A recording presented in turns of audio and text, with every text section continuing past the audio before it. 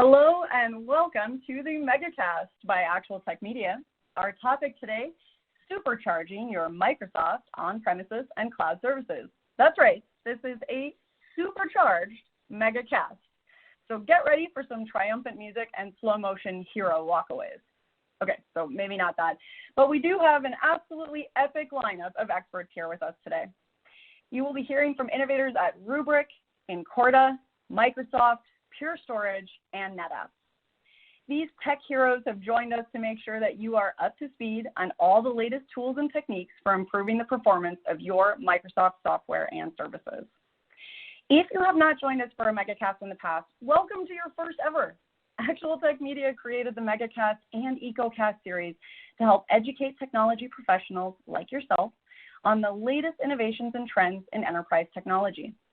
Now, we all know how fast the technology world moves, so these events are designed to get you the hottest insights and up-to-date information efficiently from the comfort of your home or office. MegaCast and EcoCast allow you to pose and answer questions, to connect with other experts in your field, and to help you solve your most pressing technology challenges. Now, before we get rolling today, we've just got a few things to go over. Now, of course, as you can see, we do have some of those awesome prizes lined up for you, and I'm going to come back to those in just a moment. But first, I want to draw your attention to the questions box in your webinar control panel. If you haven't already said hi, we love seeing all you awesome folks connecting from around the world. Saw some from Egypt, Atlanta, California. So drop a greeting and give a wave to your friends in the Actual Tech Media community. Now, we also want this to be an informative event for you, which means we want to see those technical questions. So throughout today's MegaCast, we hope you'll get engaged and make sure to ask all the questions you have about Microsoft and all the cool solutions and strategies that we're going to be discussing with our experts. Not only will we have a team of members responding to you during the live event, but we will also have a dedicated question and answer session at the end of each presentation. So if we don't get to your question during the live event, don't worry. The awesome humans from Rubrik, Incorda, Microsoft, Pure Storage, and NetApp will be following up with you afterwards. Now, we know that good things should be shared. So when you hear something interesting or exciting on today's MegaCast, be sure to share it with your friends. You can use the Twitter button right there in your audience console, and the hashtag for today's event will be automatically added to your post. And hey, while you're exploring that audience console, I want to make sure that you check out the Handout tab. You're going to find some fantastic resources and takeaways from our speakers here today. There's an invite to register for an incredible event with Rubrik coming up in May. That's both virtual and in person. There's an awesome free ebook, solution briefs, technical overviews, and more. So be sure to click around in there and explore a little bit. Now, my name is Jess Steinbach with Actual Tech Media. I'm so happy to be one of your moderators for this special event today. My awesome fellow moderators, David Davis and Scott Becker, are helping answer questions on live chat. So please keep those questions coming in. And in keeping with our supercharged theme, today we have a charged up collection of prizes for you to win. We have 5 Microsoft Surface Laptop 4s that we will be giving away to 5 lucky winners. And that's not even including the $500 Amazon gift cards that we're going to be giving away every 30 minutes. Of course, you must be in attendance during the live event to qualify for these prizes, and all winners must meet the Actual Tech Media prize terms and conditions. If you are not sure what those are, you can find the full T's and C's in that handy-dandy Handouts tab. Again, just click out in the Handouts section, scroll down to the bottom, and you'll find that there. Okay, as we mentioned, we love hearing all your questions during these live events. So we have a special additional prize for all you curious folks out there. In today's MegaCast, we will be giving away a $50 Amazon gift card to the best question asked in each of our live sessions. The teams will review the questions asked after the event, which means that even if your question does not get read out in a live session, there is still a chance to win. And hey, if you are a winner here today, you always have the option to donate the value of the prize to one of our selected charities. Thanks to generous prize winners on previous Actual Tech Media events, thousands of dollars have been donated to these wonderful charities. So if you are a winner today and you would like to get involved with one of these amazing charities, let us know. We would love to help make that happen. Now, we will follow up with all the winners after the event. And again, if you have questions about whether or not you're eligible to win any of the prizes today, check out those terms and conditions in the Handout tab. Just a few reminders here on the slide, including that all grand prize winners are required to submit an IRS Form W-9 to Actual Tech Media. Now, again, we are so happy to have you here in this live event, and we want to keep that good feeling going. So let's connect. Use that Twitter button we chatted about earlier, which will add the hashtag for today's event and help you share all the exciting things that you're learning. And make sure that you connect with us. Follow Twitter on Facebook, follow us on Twitter and Facebook, because we definitely want to hear from you. And if you're looking for some extra content after the event, check out the Actual Tech Media on YouTube. You can actually click on this link right here on the slide and go check out some of the awesome previous events. But, don't watch them now, because we want you to stay here with us. Save some of the fun for later. That's for later in the afternoon. And while you're out there exploring, make sure to find us on LinkedIn. Lots of good content, and we are definitely happy to chat with you there. Speaking of exciting content, if you haven't already checked out the Actual Tech Media Guerrilla Guide Book Club, now is the time. The Guerrilla Guide Book Club gives you access to free enterprise IT books authored by top industry experts, so you can stay up to date on trending enterprise technology. And yes, these books will work on your Kindle or mobile device, and they are completely free. Super accessible, super easy. You can download these awesome resources at guerrillaguide.com. There's a link in the handouts tab for you as well. All right, now we think you're all pretty cool, and we're guessing that you have a collection of pretty cool friends. So another way to win a prize is to refer an industry friend or coworker to the Actual Tech Media event series.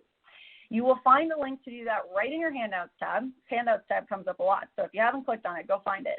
And you will be automatically redirected at the end of the event as well. Now, we promise not to spam your friends and coworkers. I know everyone worries about that. We will send them an invitation to a list of upcoming events, and if they don't respond, we'll send them one more little reminder from us, and that's it. Then both you and your coworker could win a $300 Amazon gift card. We hold those drawings every month, so be sure to refer a friend, because it could quite literally be a win-win situation. And who doesn't love that? All right, well, I think that you guys have all waited long enough, and at last it is time for us to get this supercharged MegaCast rolling. So roll out the epic hero theme song, because up first we will be hearing from Ned Bellavance of Down in the Cloud. Ned is going to kick things off with a keynote discussion of the 4 key cloud skills you should migrate to on-prem. All right, Ned, over to you. Hey everyone, I'm Ned Bellavance, and today I wanted to chat about 4 key cloud skills you should migrate to your on-prem environments. Now, I know all the rage is talking about migrating things to the cloud. Gartner has its 5 or 6 R's, where you replace, refactor, etc. But in addition to all this migration work, adopting the cloud also means adopting the processes and skills that enable cloud workflows. That's what truly superpowers your organization. Not the cloud itself, but the workflows the cloud makes available.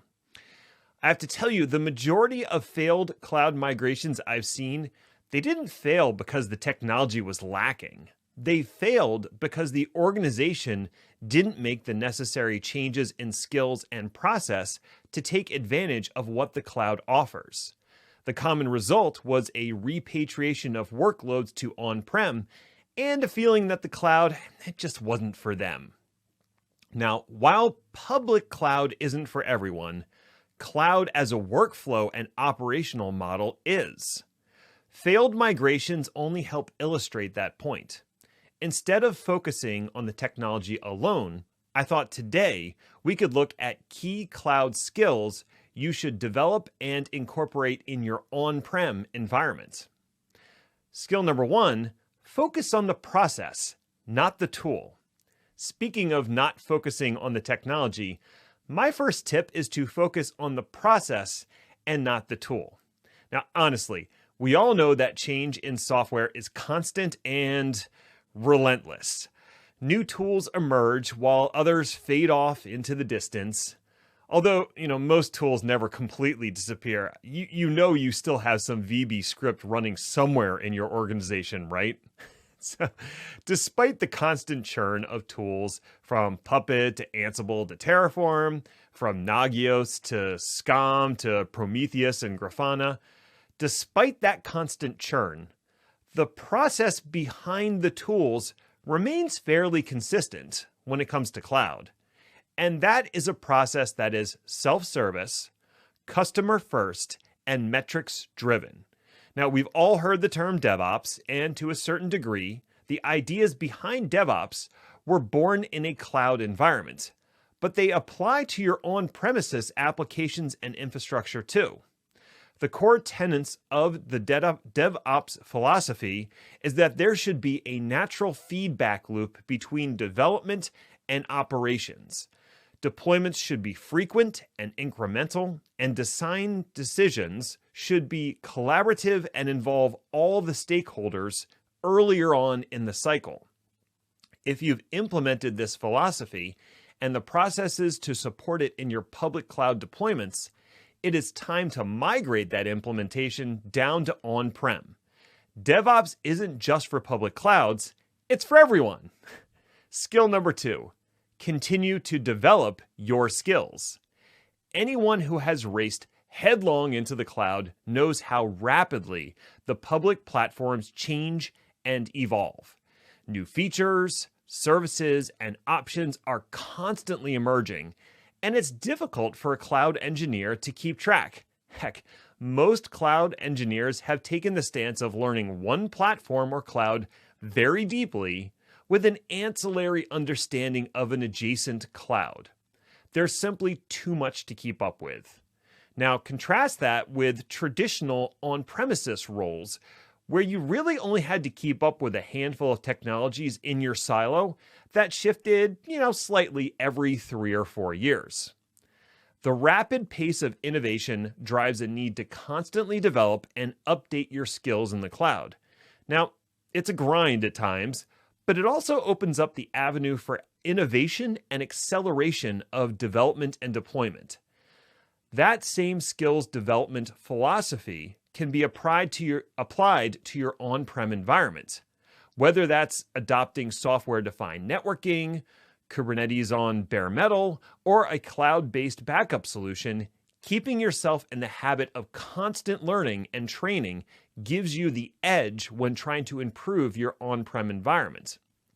Not only that, but if you're a manager, providing training and skills to your staff helps with retention. They'll stick around, and it keeps your on-prem folks from feeling left behind. Skill number 3, automate everything you can. The introduction of the cloud also meant the introduction of everything through APIs.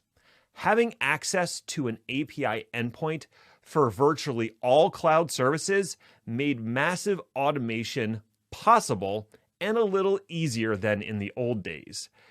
We can safely say that screen scraping CLI output with weird Perl scripts was kind of untenable, if we're being honest. APIs give you access to structured JSON responses and SDKs for a myriad of programming languages. While you may not be a developer, and you don't have to be, you can still reap the fruit of automation efforts from solutions like Ansible, Terraform, or even Kubernetes. Traditional vendors have caught on to this, leading many on-prem products to now support a RESTful API endpoint for programmatic access. And program you should. Automation has a plethora of benefits, including the ability to enshrine operations in code, store that code in version control, add testing and validation to your automation efforts, reduce the administrative overhead for operations, and reduce manual operational errors. Now, in the short term, there are some upfront costs. It takes a while to build all this automation, but in the long term, the payback is almost immeasurable. Whoever is doing cloud automation at your organization, get them in a room with your on-prem ops folks and have them work together to increase automation on your legacy systems. Skill number 4, dynamic management of resources. Applications and infrastructure in the cloud are composed of dynamic resources that are often ephemeral in nature. The prevalence of orchestrators, containers, and automation means that you cannot manage the cloud like you would a static data center.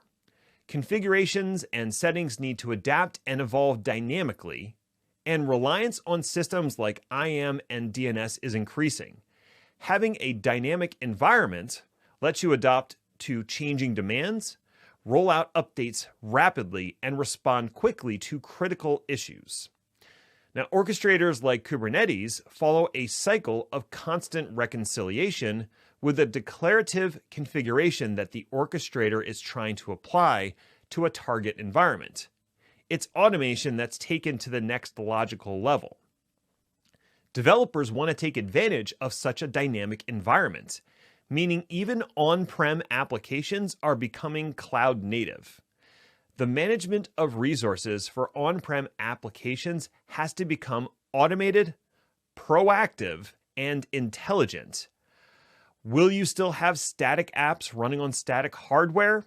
Sure, of course you will. And you can be certain that the long tail of technology will keep those apps in place for a good long while.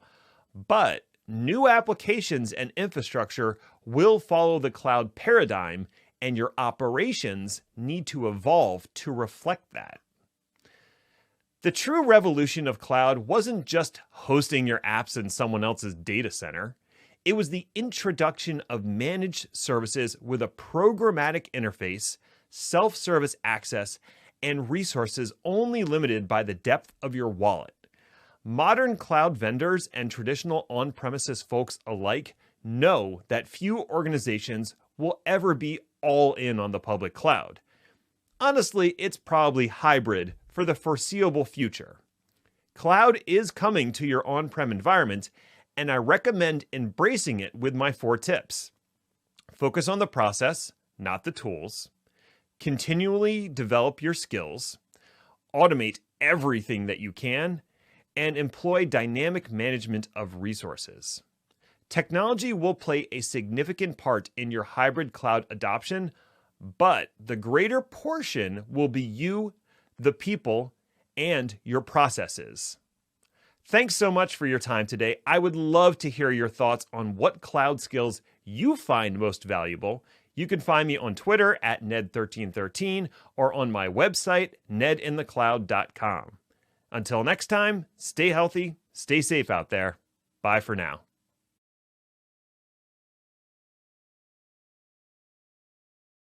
Oh, thanks for that, Ned. I love that reminder to think about the people and the workflows involved beyond just focusing on the solutions and strategies that we're going to hear about today. So that's a great thing to keep in mind as we're going through our sessions. And what an absolutely fabulous way to kick off our supercharged MegaCast.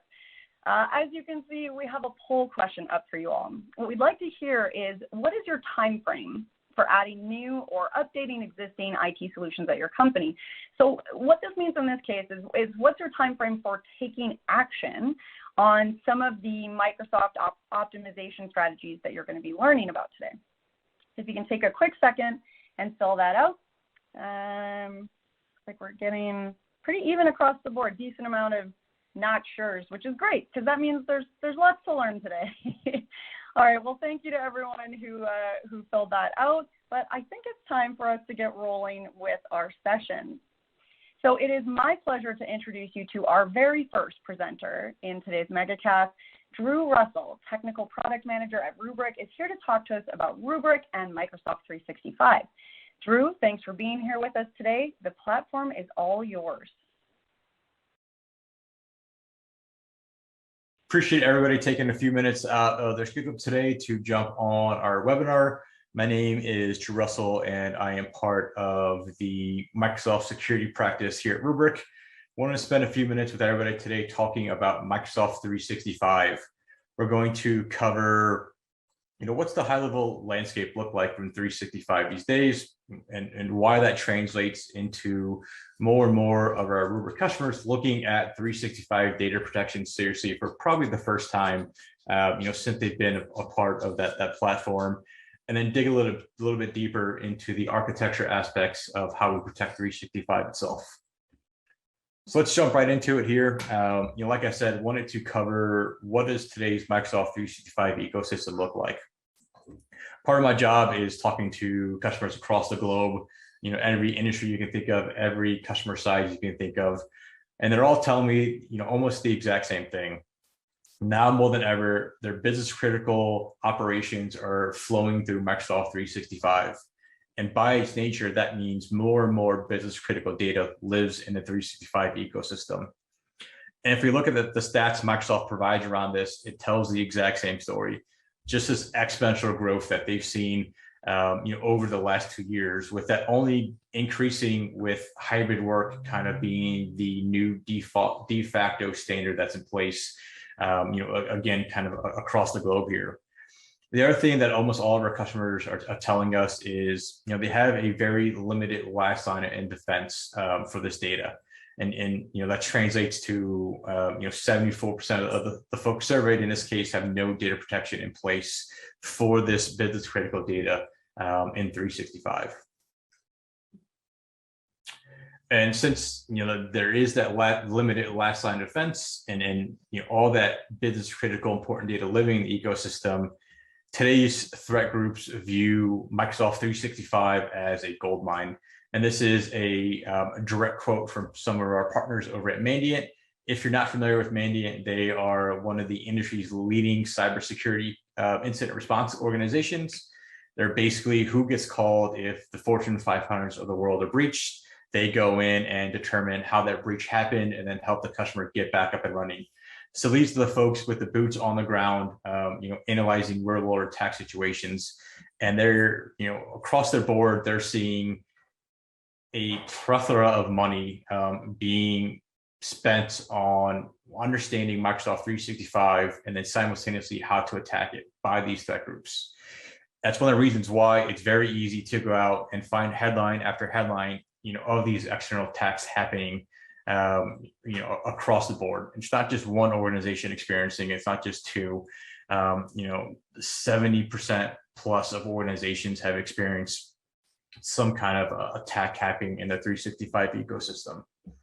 The other kind of really important thing to remember here, in the overall context of Microsoft 365 data protection is it's not just these external threats you have to keep in mind.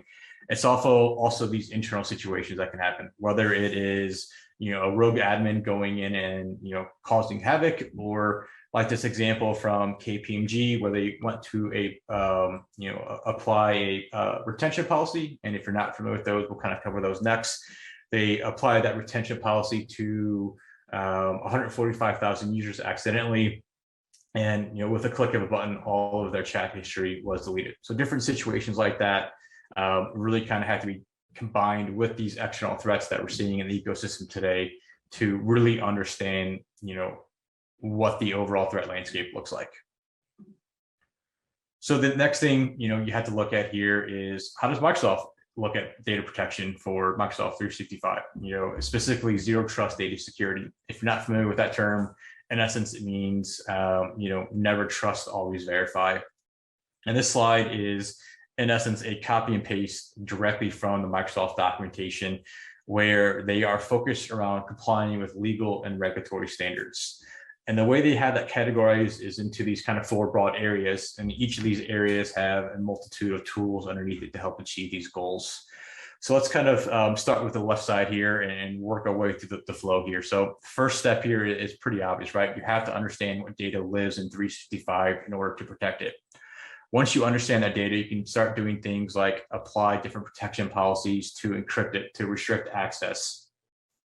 Once that's in place, the next step is, how do I prevent that data from being leaked accidentally? Or how do I detect different risky behavior on top of that data? And then the last section here is govern your data, where the main goal is to retain the information that you need and then delete the rest. That way it can't be affected in any kind of, situation. And this is really the main area I want to focus on here. This is traditionally where we see our customers focused in terms of a core kind of data protection aspect in terms of backup and recovery.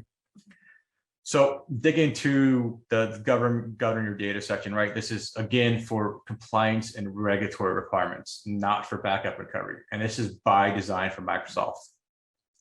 The way they have this broken up is in two kind of broad categories here. So information governance tools and records management tools. Information governance tools are kind of the broadest area here. This is your classic business data that would live in the ecosystem, PowerPoints, PDFs, everything that you use to run your organization on a day in, day out basis. The main goal with the tools under this category is, keep what you need and delete what you don't. Like I said earlier, the concept here being if the data is not present, it can't be, accessed accidentally. It can't be, deleted by a rogue admin or, some kind of threat actor that got access to your environment. The next section here for records management is really focused around, actually, let me go back here. So the main tool that customers use in this information governance section is retention policies. Vast majority are going to be familiar with these. These are kind of on by default. In essence, what you do is create a policy that says, keep your data for X period of time.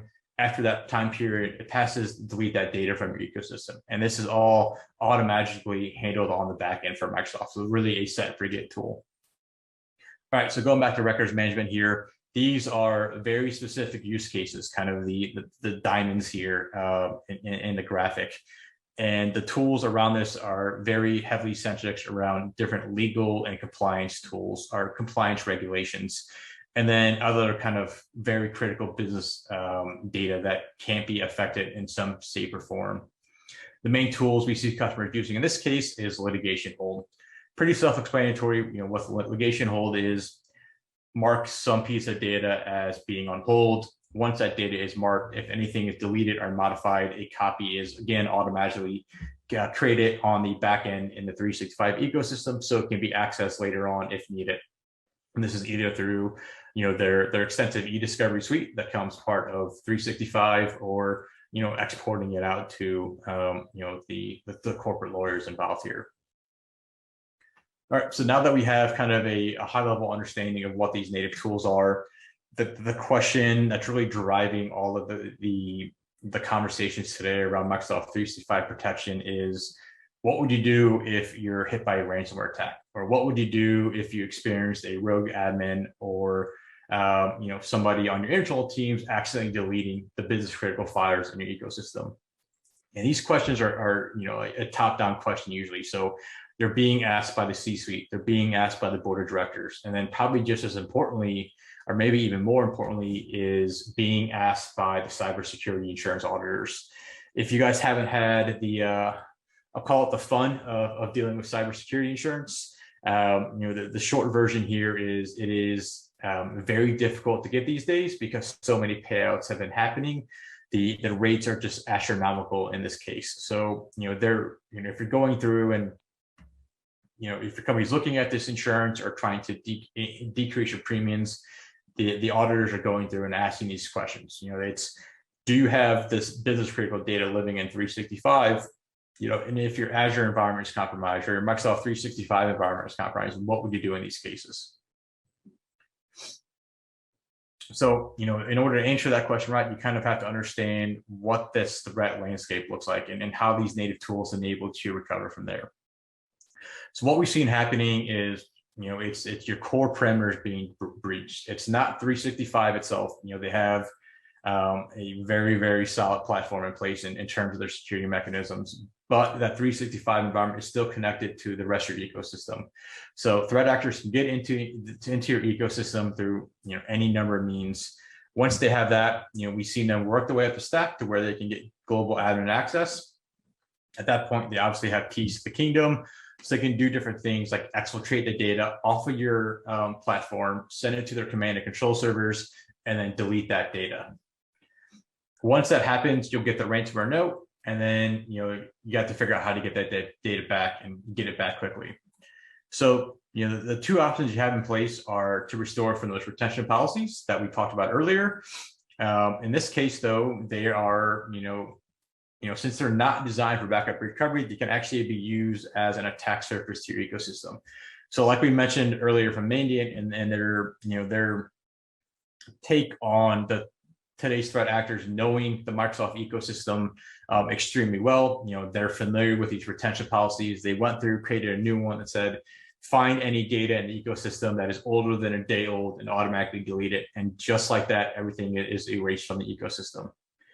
The other option here is that litigation hold we talked about. At the end of the day, though, litigation hold is not designed for mass protection. If you kind of think back to the image we had, there was that small subset of those diamonds where Microsoft would apply these litigation holds. At the same time, litigation hold by its nature also nullifies, some of the other aspects of these native tools. Very easy to talk about retention policy here again, where the goal is to remove the data from your ecosystem. That way it can't be compromised. In this case, litigation hold, kind of negates that. The data still lives in your environment in this case. So basically that leaves you with no good options, and you're forced to pay that ransom to have, those threat actors send you back your data to get it back up and running. The other really important part to remember here is it's not just your 365 ecosystem that's being attacked in this case. It's the rest of your cloud workloads. It's the rest of your data center workloads simultaneously being breached and attacked here. So how does Rubrik kind of come into play here, and how can we help in these situations? So, the most important aspect of this is being able to create this logical air gap between your Microsoft environment and then the backups that are stored in Rubrik. So this is a full SaaS offering. We'll go into a little bit of the details here in a second, but in essence, we reach out to Microsoft 365, pull the data back into Rubrik, and then have that fully segmented from your environment. That way, if threat actors do get those global admin credentials, they don't have access to your backups. They can't delete those. So they'll go through and, delete your data. But in this case, once you get the ransomware note, if you have Rubrik in place, you're able to actually get that data back up and running, since it's in a fully isolated cloud vault on the Rubrik side. At the same time, it's not just being able to recover your Microsoft 365 environment. In this case, it's being able to unify that protection across all your workloads, unify those restoration jobs. That way you can ensure your entire environment is back up and running. The really important part to kind of note here too, this isn't a Rubrik versus Microsoft story. And in fact, it's quite literally the exact opposite. Microsoft has an amazing suite of tools focused around compliance. Our customers use them on a regular basis, and more importantly, they use them in tandem with what Rubrik brings to the table. So the overall recommendation, right, is to leverage everything Microsoft has in place. Identify your data, restrict the access, have the encryption in place. But what Rubrik does is allow you to protect from those external and internal threats that we mentioned earlier, and do it in a way that is fully automated from a management perspective, and then being able to get as granular as needed from the restoration jobs, and then do that in bulk. So worst case scenario happens, your entire 365 ecosystem is blown away from a data perspective. There's all that business critical data that you need to get back up and running. So Rubrik allows you to do that in an easy to manage fashion. And that's exactly why probably, a month and a half, 2 months ago, we announced that Microsoft took an equity stake in Rubrik, specifically around a kind of core joint mission statement up here, right, up on the left, I should say, all around being able to take a concept of zero trust data security and apply it to each of our joint customers. And really all that is being driven around 2021 main imperative of ransomware. And this is, like we talked about earlier, it's a C-suite level conversation. It's a board level, top of mind across the board. So, this investment from, Microsoft allows us to do a whole bunch of things on the back end, in terms of ensuring we have adequate protection in place, leveraging their engineering resources, their product management teams to make sure, the joint products we have in place meet their standards, meet the Rubrik standards, and allow our customers to have a holistic data protection solution, for any kind of internal, external threat scenarios. So the fun part here, how does it work? So first and foremost, security is top of mind when we design the solution. So if we work our way through the stack here, start with being able to authenticate into your Microsoft 365 ecosystem. All of this is done through what Microsoft calls modern authentication. It's their implementation of OAuth. What that means is we never have access to your credentials. Microsoft gives us a one-time access token, and then from there, we'll create what are called enterprise applications to enable our API access into the 365 ecosystem. And then those enterprise applications are scoped specifically to the API permissions we need. Once we have those in place, we'll reach out to 365, like I said, ingest that data into the Rubrik platform, all fully encrypted at flight, and then land that data in a Rubrik Cloud Vault that is also fully encrypted. The important aspect here is that this is fully isolated from your environment. If you're 365 or Azure or really your main environment is compromised, these backups are secured in a Rubrik controlled instance. Once that initial configuration is placed, you can take our SLA policies and apply those to each of the high-level applications. So think of applying an SLA policy to OneDrive, to SharePoint, Exchange. That way you have a base level of protection in place. And I guess to take a step back here too, if you're not familiar with the SLA policies, what they allow you to do is define your business use case and logic for backups. Take a backup every 4 hours, keep it for 30 days. Take a backup for a month, keep that for a year, and just kind of automatically handle that on the back end. You can also get down to the individual user level and get as granular as you want to with these SLA policies. That way you can ensure your VIPs, your top priority users, have a more frequent backup frequency than maybe the intern who started yesterday. When talking about Microsoft 365 protection, the most important aspect to remember here is it's an extremely complex API system that we have to work with here. If I relate this back to the on-prem world and taking like a VMware snapshot, we'll call the specific API for snapshot and then ingest the data into Rubrik. There's no equivalent of a snapshot API in Microsoft 365. So there is 4 or 5 different APIs that we leverage on the back end. The main one being Microsoft Graph. Microsoft Graph allows us to talk to the individual applications through a single endpoint. But then each of those individual applications also have a specific API dedicated to them. So there's a OneDrive API, an Exchange API, etc.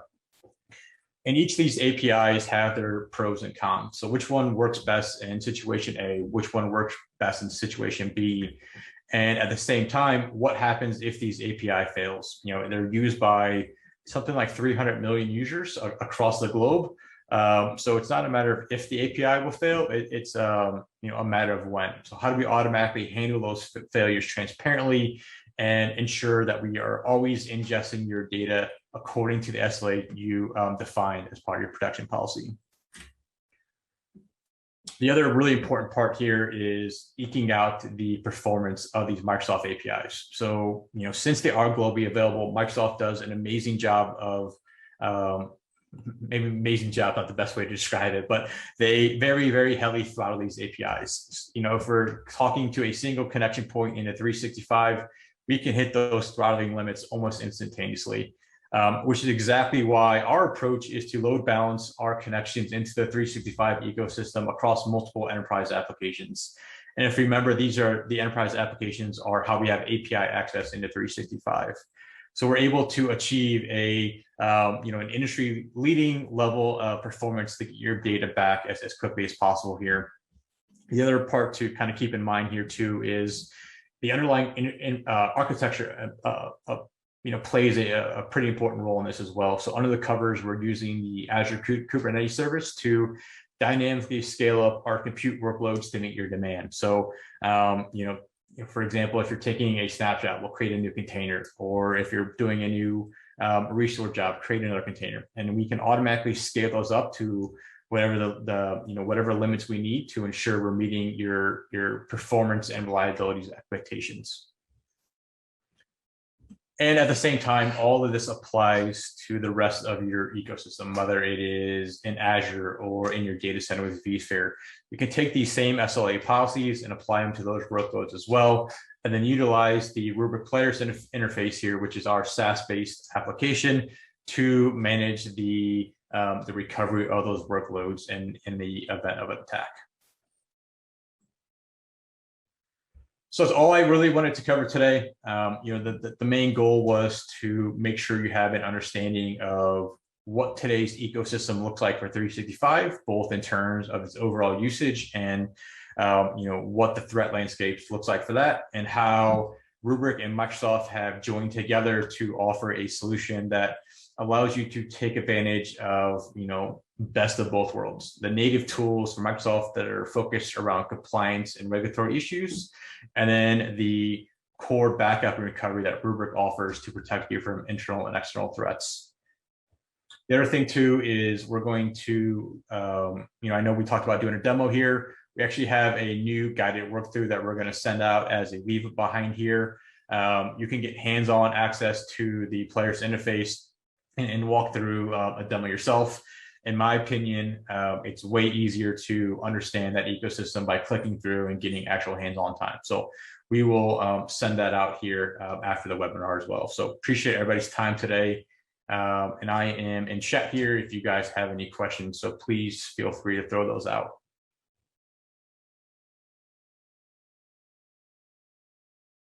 All right. Thank you, Drew, for that awesome presentation. What a great way to start out the MegaCast today. You can see that I've put up a poll question for you all. We would love to get your feedback on any additional resources that you would like to explore from Rubrik. So make sure that you check out that poll, share your thoughts with us. We have lots of insightful questions coming in already. I'm loving this. Clearly, you guys are all buying into our supercharged theme here this morning. That's awesome. And we do have a lot to cover today. So we're going to move along at this point. But as Drew mentioned, he and the Rubrik team are here answering things in the live chat. They're also going to follow up with you afterwards. So please do keep those questions coming. I also want to remind you all once again about the handouts tab in your audience console. There's a link there to an event page for Forward. This is an absolutely incredible event happening in person and virtually in May this year. May is basically around the corner. I have no idea how that happened. Anyway, the Forward event from Rubrik is your chance to get inspired, get educated, get connected, and become unstoppable. I love that tagline. So what are you waiting for? Click into the handouts tab and register now. And somehow it is already time for our very first prize giveaway.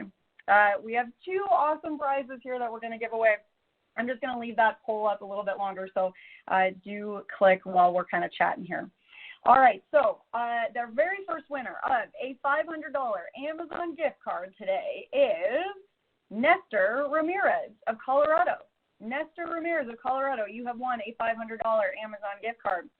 And our very first grand prize winner of a Microsoft Surface Laptop 4. It's always really hard for me not to drum roll. The first grand prize winner is Benjamin Kripe of Indiana. So that was Benjamin Kripe of Indiana winning a Microsoft Surface Laptop 4. Congratulations to Nestor and Benjamin. As always, we will be in touch about claiming your prize after the event. And don't forget, there are still lots more chances to win, including that best question from each session. So do keep those questions coming in. But for now, let's keep zipping right along and jump into our next presentation in the MegaCast. We are so excited to introduce Ashwin Warrior, VP of Product Management from Incorda, and Kevin Orbaker, Chief Technology Architect at the Microsoft Technology Center.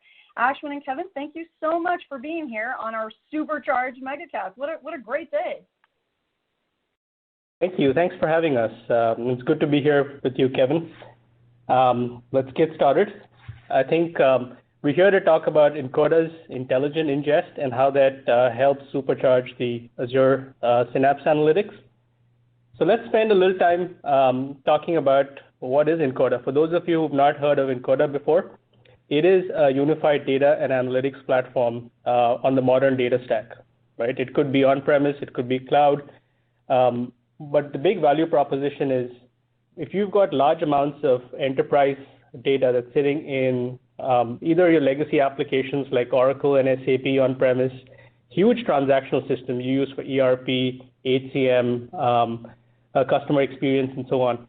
And you've got your cloud-based solutions as well. You moved some of this on-premise systems to the cloud, or using Workday and NetSuite and so on, Salesforce. You've got massive amounts of enterprise data that's sitting there, right, which you need to do analytics on top of. So you need to ingest it into an analytics tool, enrich it, curate it, and do the analysis through maybe dashboards for operational reporting. We're a great tool that can do it all, or we could do the ingest, enrichment, and curation, and then supercharge Azure Synapse Analytics and have that be the engine for consumption with Power BI. But having explained what Encoder does, the whole genesis of Encoder is driven by the fact that there are some big challenges for enterprise relational data that's sitting on all these systems, and how to make meaningful insights at the analytics layer for consumption, right? And one of the big challenges, even with customers moving the data to cloud data warehouses, is how do you get the data there, and how do you create these robust pipelines, right? And the problems typically are around lack of integration. It's not just one system today. You're building for maybe Oracle plus SAP, you've got acquisitions, right? You've got systems of records that are multiple, not just one single system. You want to build pipelines that are fast and they're nimble enough to meet the needs of the business. You're not building just for one business question today, but a series of business questions in the future. And building these pipelines in a very robust way where it's not brittle requires lots of resources.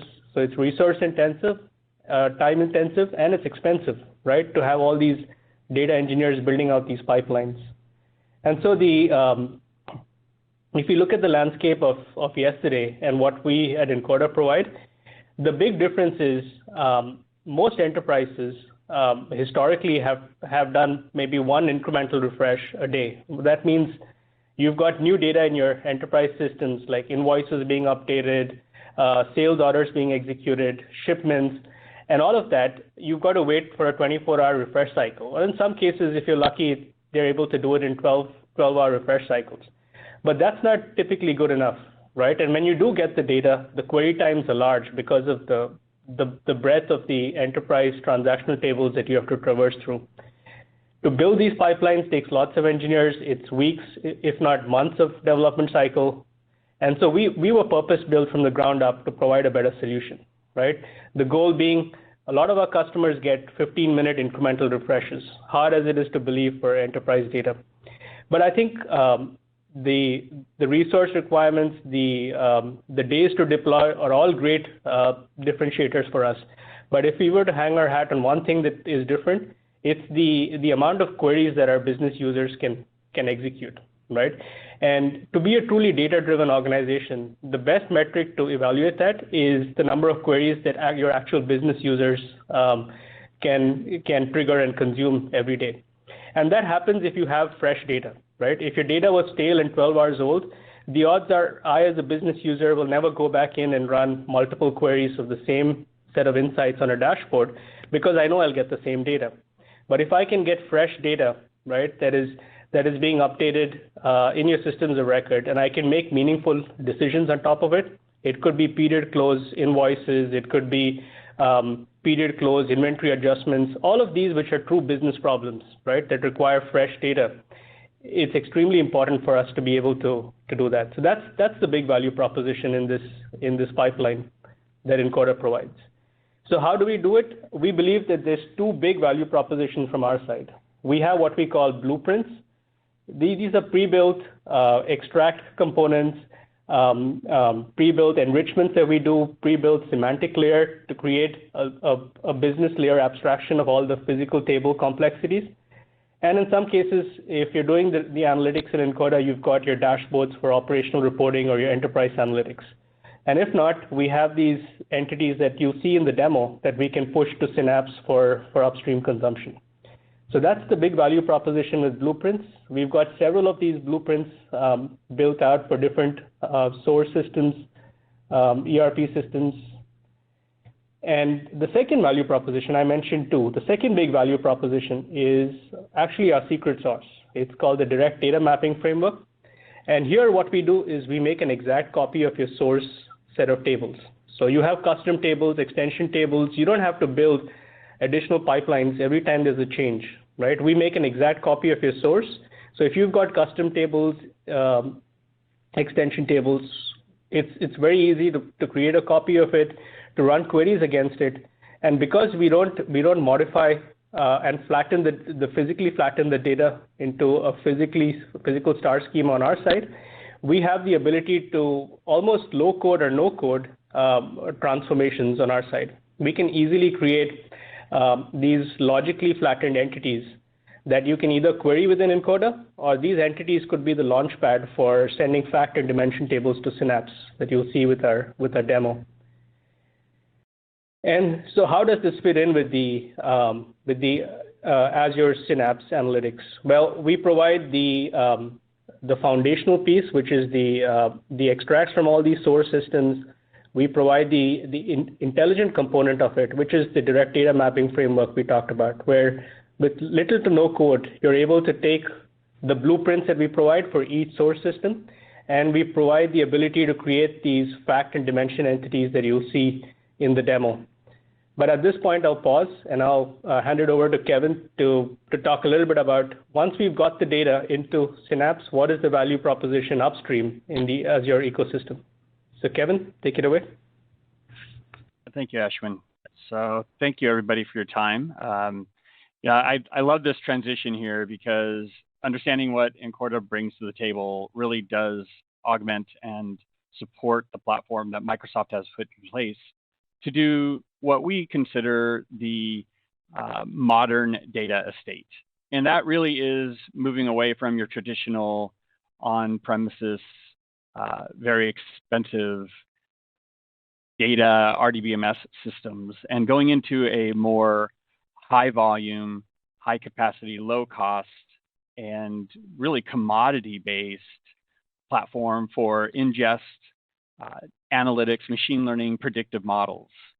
The real value of what all this brings to the table is the fact that the data that you have at your organization, it doesn't matter what organization you have, it is your most valuable asset. And ironically, it's one of the hardest things for you as an organization to wrangle. So when we look at leveraging tools to be able to get value from your data, we really are looking at this ecosystem of leveraging that data to engage your customers more efficiently, understanding who you need to communicate with at the right time for the right reason. Maybe it's, in addition to that, getting more value from your product. That could be from customer engagement. It could be from product team. It could be from the fact that the devices themselves are providing information to you in real-time streams from, let's say, IoT. And leveraging that data to be able to transform what you deliver from your application and platform. Maybe it's optimizing your operations. There's a great story of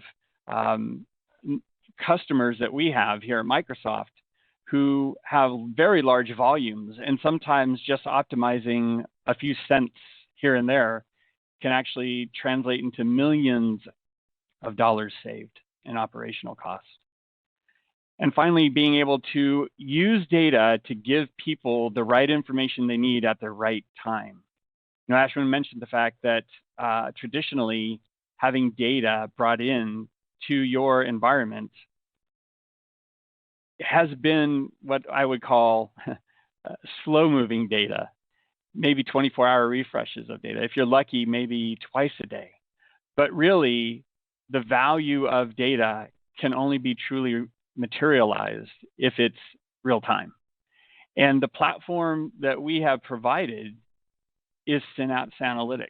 And Synapse Analytics is going to provide everything you need to be that data-driven, analytics-based organization. From hybrid approaches to getting data, like through Encoda's product, where you're going to get that data from maybe on-prem services, or maybe it's other clouds. But being able to bring that data in where it's at the time you need it, and then put it into a secure and compliant platform, whether you're government, maybe your healthcare, what have you, it really doesn't matter. Being able to ensure that you meet those security and compliance requirements is of utmost importance to Microsoft. And then once you have that data, once you've brought it in, being able to put intelligence against it. You know, traditional reporting and analytics has always been looking backwards and then trying to surmise what it is that you're going to be using moving forward. Well, how about putting intelligence on that data as it comes in real time and being able to predict, let's say, production line failures or Top of mind to everybody right now is your ability to ship product on time. Or maybe it's trying to predict sales in the coming quarter or the next month. So having that intelligence applied to that data is critical to making this a platform to be used. And then leveraging open source technologies. We have fully embraced the open source technology stack when it comes to this modern data estate. And you'll see here in a second, as I talk about those services, what you have available to you out of the box. And then performance and scale. Traditional on-premise IT infrastructure requires you to build out your infrastructure to handle your 99th percentile, when in fact, the majority of your time is spent at the much lower 10, 20 percentile of utilization of that hardware. Well, why would you pay for all that if it's not being used? So the idea of the cloud, the true promise of the cloud, is to have that flexible, dynamic scale in both performance and SLAs.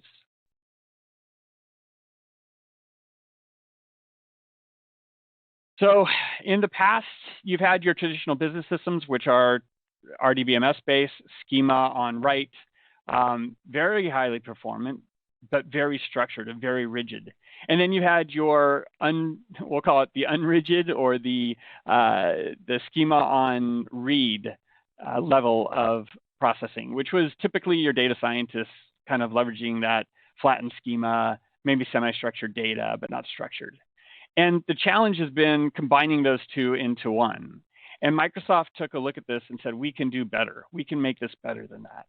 And sure enough, Synapse Analytics was born, which combined our traditional data warehouse infrastructure along with big data and analytics, leveraging a data lake and a data lakehouse structure, using open source technologies based on Spark and Databricks and HDFS and Hadoop, and then bringing that all into a single platform for collaboration, sharing, and leveraging within your organization. Synapse Analytics provides not only all of the services from Spark and SQL, data warehousing, data lake, but also the ability to have a unified user experience where you share and collaborate against notebooks. And you can actually leverage the exact same infrastructure you use for DevOps and apply that to your data ops infrastructure. And so being able to spin this up takes minutes, and there's no cost to be able to spin that up. All the costs that we have can be broken up into two areas: serverless and dedicated. Serverless is a pay-as-you-go experience, where you're only paying for the services you need when you need them.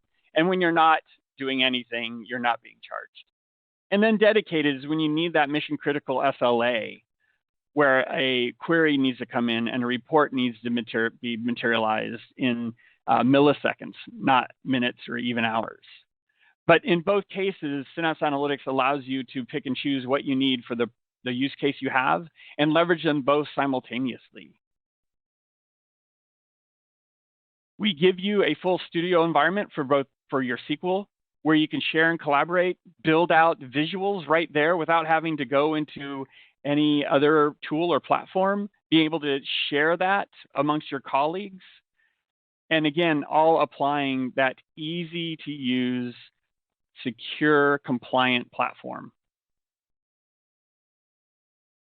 And then we go into the machine learning piece. Once you have that data, once you've explored that data with the data tools that we give you, being able to take that data, apply predictive models, look at the future, be able to understand how to categorize your clients or your product, being able to leverage both open source platforms like Python and Spark, as well as being able to leverage pre-built models that Microsoft has given to you to do things like anomaly detection or sentiment analysis, or even being able to do no-code solutions around classification, regression, or even time series data to predict sales and forecasts.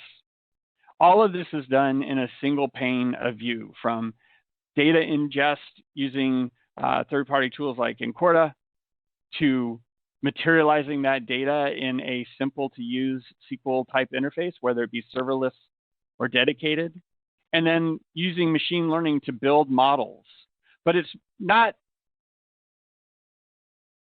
at its face value where we end, because what happens once you build those models? Well, you have to productionize them. And we give you the ability to build that, author it, productionize it into a container that can then be leveraged within your organization to analyze that data as it comes in real time, visualize it, and put it to practical use within your organization. Our whole ecosystem is built on open source, from data storage using Parquet or Avro, obviously JSON text, as well as being able to use Spark and Scala to be able to analyze it, and your traditional C# and SQL.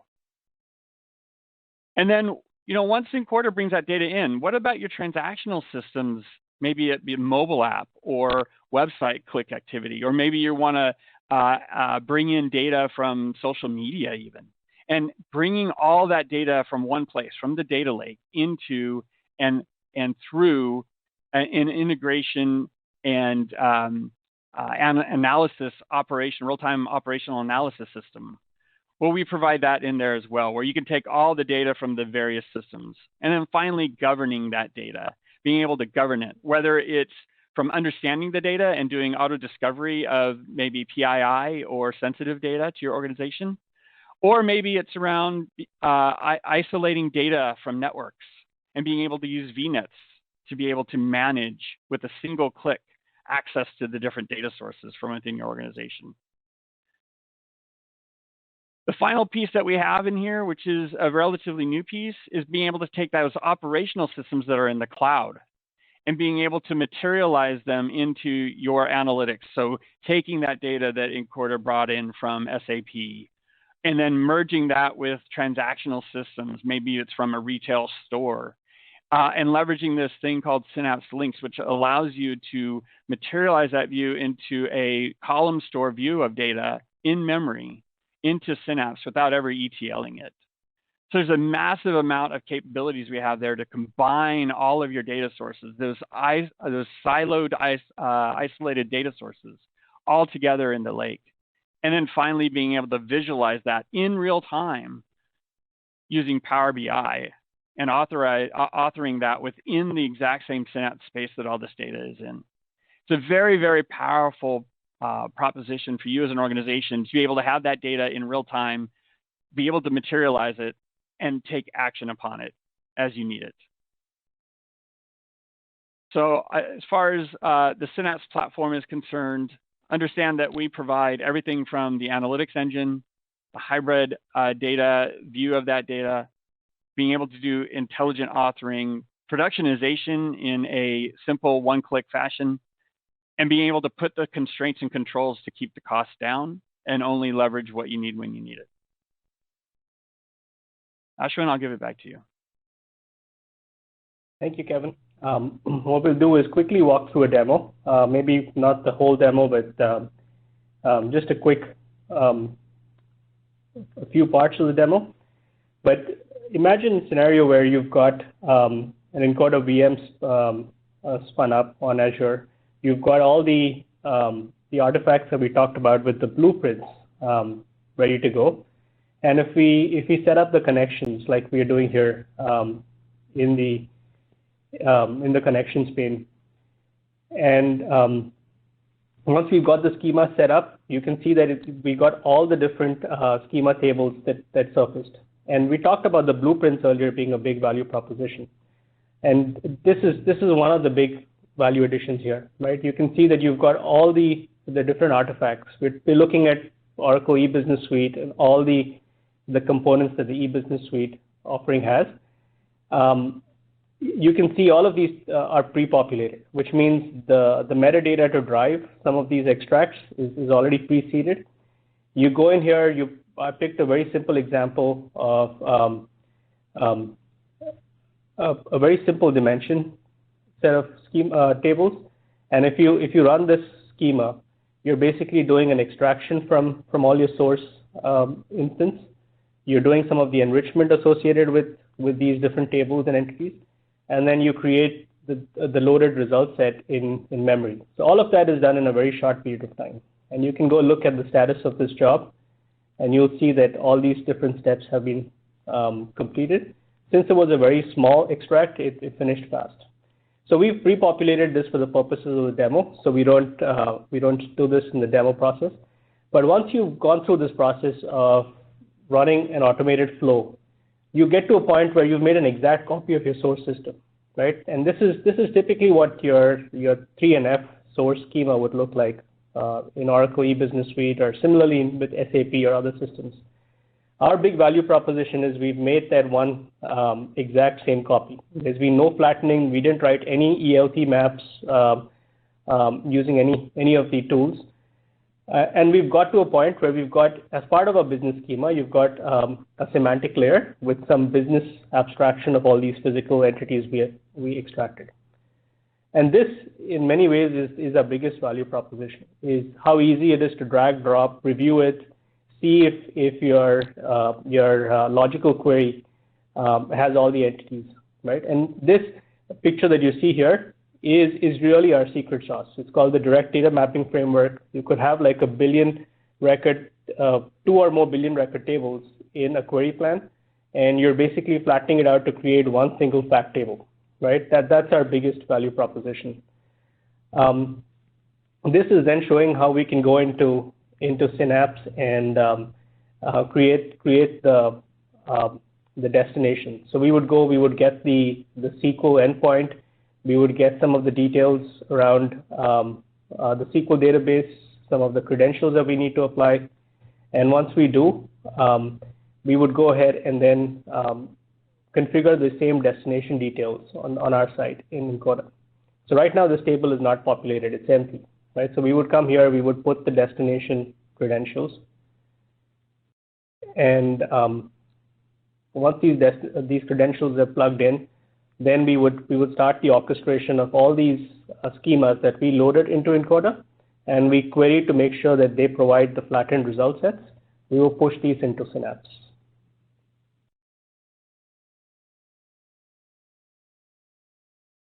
So as part of this demo, you saw the process where we extracted from source.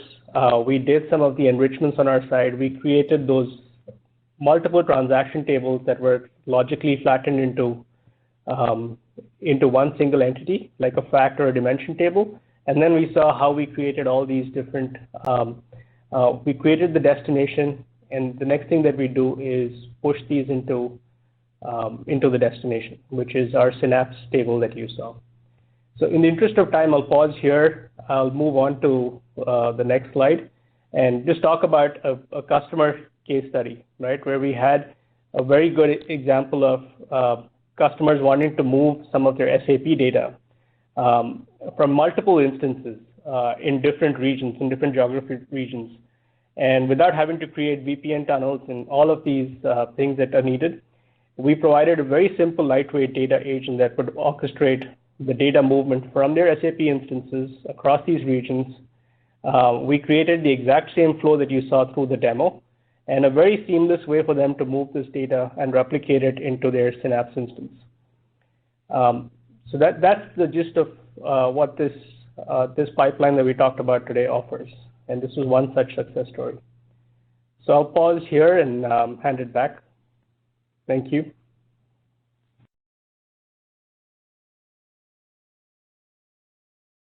All right. Well, thank you, Ashwin and Kevin, for an awesome presentation. Just very quickly, before we jump into Q&A, I'm going to throw up this poll again for you. Please do make sure to take a second. Let us know what additional information you would like to get about the Encoda solution. All right. Well, I know we are a little short on time, but we do want to get a few questions rolling here. You guys ready to dive in? Certainly. Okay, perfect.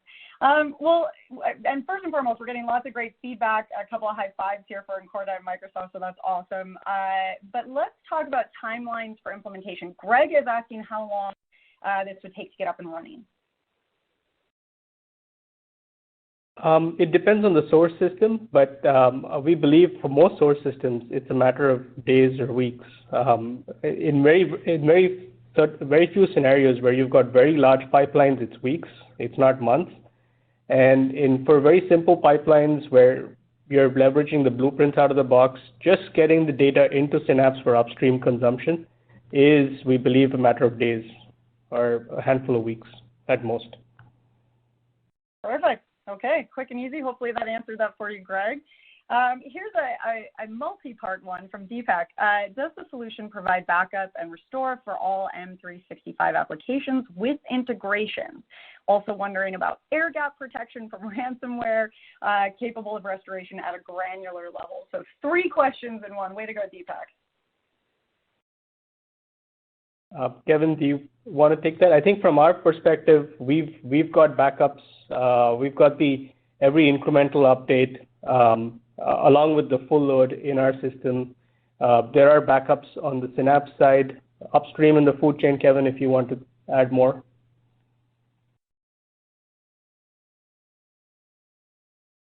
Yeah, sorry, I was on mute there. Yeah, absolutely. The Synapse platform itself provides quite a bit of backup capabilities to a granular level as you're requesting, and we could always provide links to that information as a follow-up. That's awesome. Okay, well, I think we are running pretty short on time. There was a few more great questions in here. I'm wondering if you guys have a few minutes, if you can stick around and answer a few of those on live chat, and then we can move forward. Certainly. Absolutely. I'll be here to do that as well. That's awesome. Okay, well, so thank you again and for taking the time to answer a few of these questions today. I know the audience really appreciates that. All right. Well, a big thank you to everyone who's getting those questions in. If you are also looking for another way to learn more, do visit that handout tab, download the Encorda architecture guide, tons of great info in there. So go check it out. And would you look at that? It is already time for another prize drawing. So we have a $500 Amazon gift card plus a grand prize.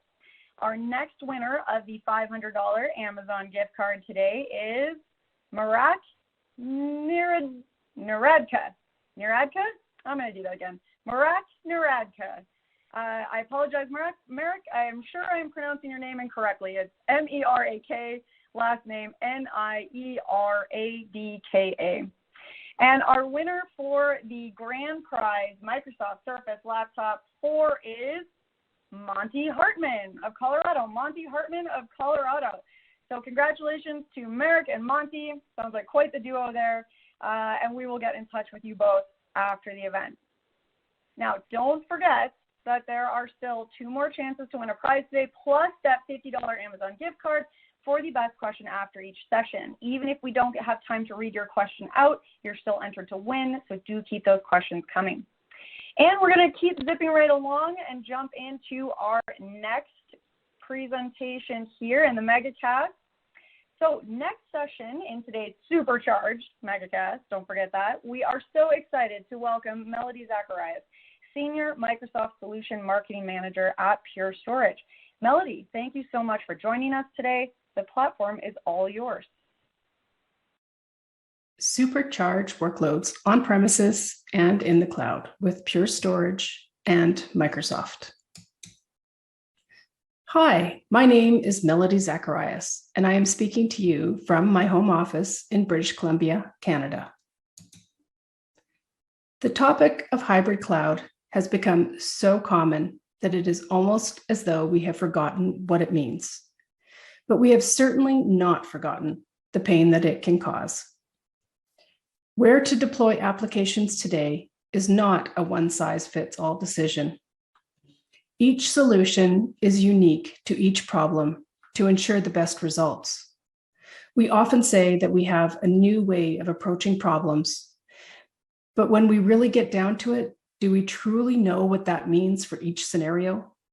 Do we have all the tools and architectural needs we require for both net new and legacy systems? Those that we use, not just in this moment, but as we look at planning deployments out 3, 5, and 10 years down the line, we need agility and the ability to distribute data across public and private clouds to enable organizations to get the best benefits of each. This will need to be fully integrated with our data security. We need to ensure our hybrid cloud environments can match and often even exceed the data security that exists within private cloud environments. This will need to be accomplished in a cost-effective manner. Hybrid cloud environments offer the potential to substantially lower total cost of ownership in comparison to private cloud environments.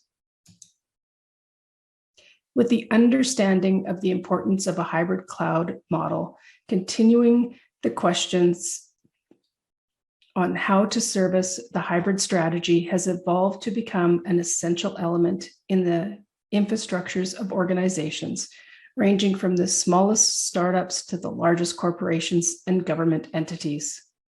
The cloud storage journeys of organizations are far from homogeneous, with some companies choosing an all-cloud strategy, while others at the opposite extreme are hesitant to use cloud storage services as a replacement for their on-premise infrastructures. This look at the future has not changed much, but what has is our maturity in our vision. Many analyst studies agree that customers are looking to avoid a single cloud or public cloud or bust approach to get the most out of the public cloud and on-premise in a hybrid model. And that the larger the company, the higher the level of commitment to hybrid cloud. A sensible cloud storage strategy is a key element in any hybrid IT architecture, given that these storage resources will be required to provide resiliency, accessibility, performance, and protection for the data fueling applications in the cloud. While only 12% say they are moving workloads across the hybrid IT environment frequently, with an additional 17 saying they move workloads on a monthly basis, and 49% say they do it only once or twice a year.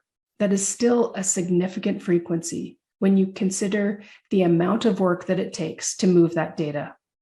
Collectively, that's 78% of those surveyed move data more than once a year. I frequently speak on this topic of data migrations and have done many myself. And every time I am asked, what about moving data back on premise? This is not something the public cloud vendors will have an easy answer or inexpensive answer for.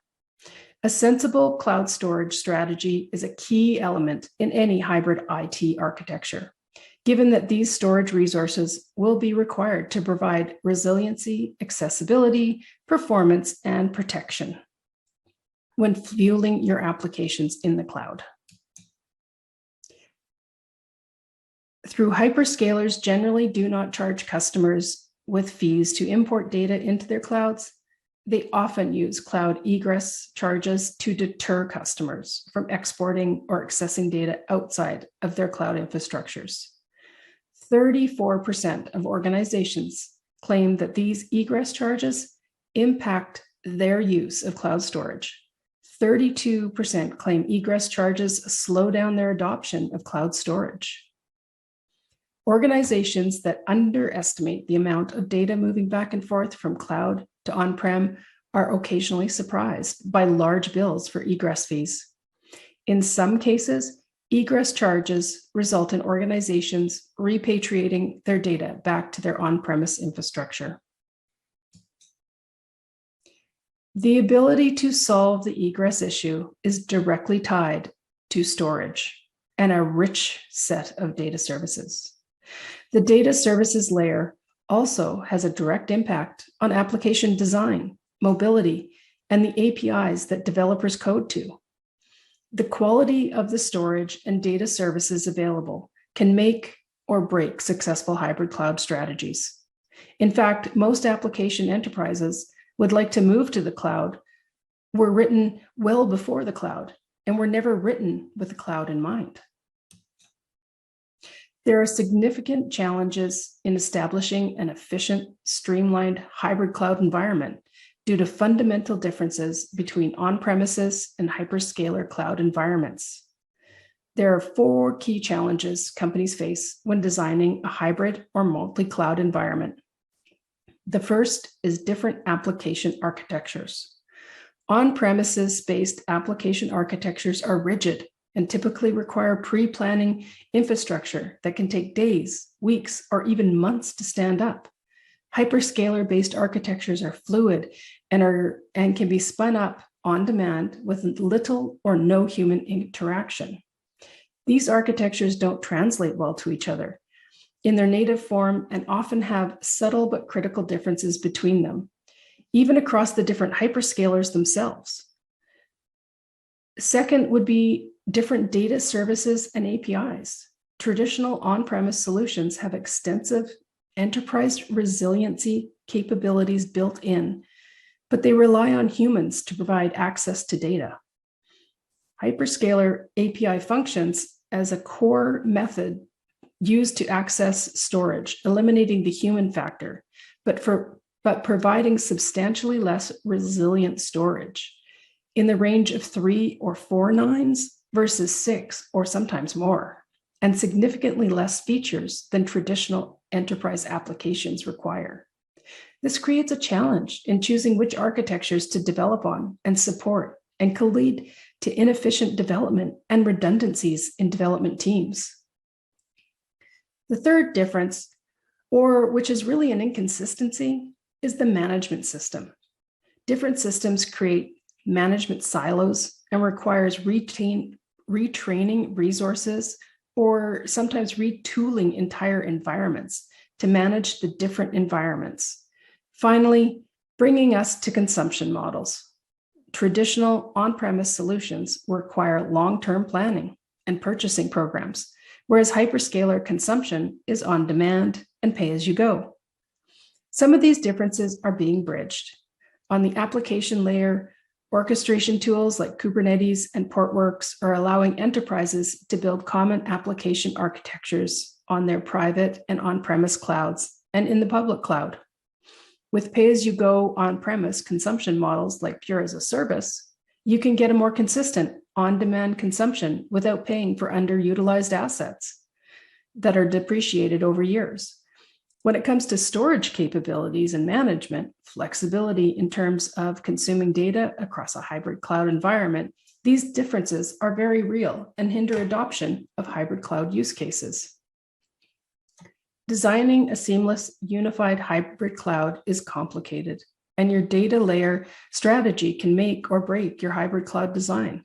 Storage has a direct impact on application design, mobility, and the APIs that developers code to. Pure's cloud data services help customers in their transformation and enable customers to more easily embrace a hybrid cloud architecture.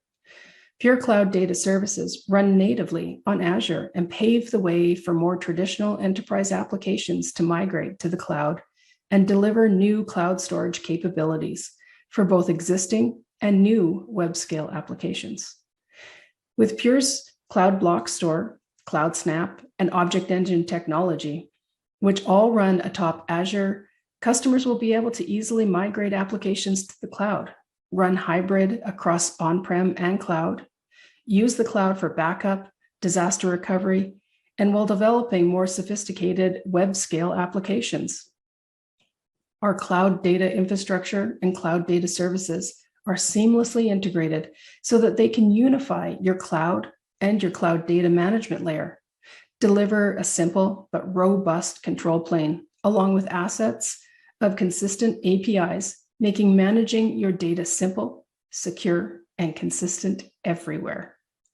Let's dive into a few of these outstanding features that will enrich and support your hybrid journey. Pure Cloud Block Store is industrial strength block storage, powered by our software and delivered natively in the cloud. The first thing to realize is that it is designed from the start for running Tier 1 applications in the cloud. No compromises on reliability or performance. It delivers high reliability, efficiency, and performance. It enables hybrid mobility and protection and maintains seamless APIs across on-prem and cloud. Going to or returning from the cloud, you will have the service and unified cloud experience you have come to expect. Pure Storage Cloud Block Store is industrial strength cloud block store powered by our Purity operating environment, delivering high reliability, efficiency, and performance. It makes hybrid cloud data mobility and cloud protection simple and easy to make things seamless and ensure all existing automation is 100% transferable. You can also leverage the same APIs across your existing Flash arrays and the public cloud. With the same APIs as our Flash array, you can make use of your existing automation and orchestration workflows in the public cloud. Efficiency is built in with deduplication, compression, and thin provisioning to deliver capacity economically. When moving your existing enterprise applications, there is no need to re-architect for resiliency. Cloud Block Store features Active Cluster to mirror data across availability regions for business continuity and to ensure the resiliency needed for Tier 1 applications, making it easy to move existing enterprise applications to the cloud without having to re-architect.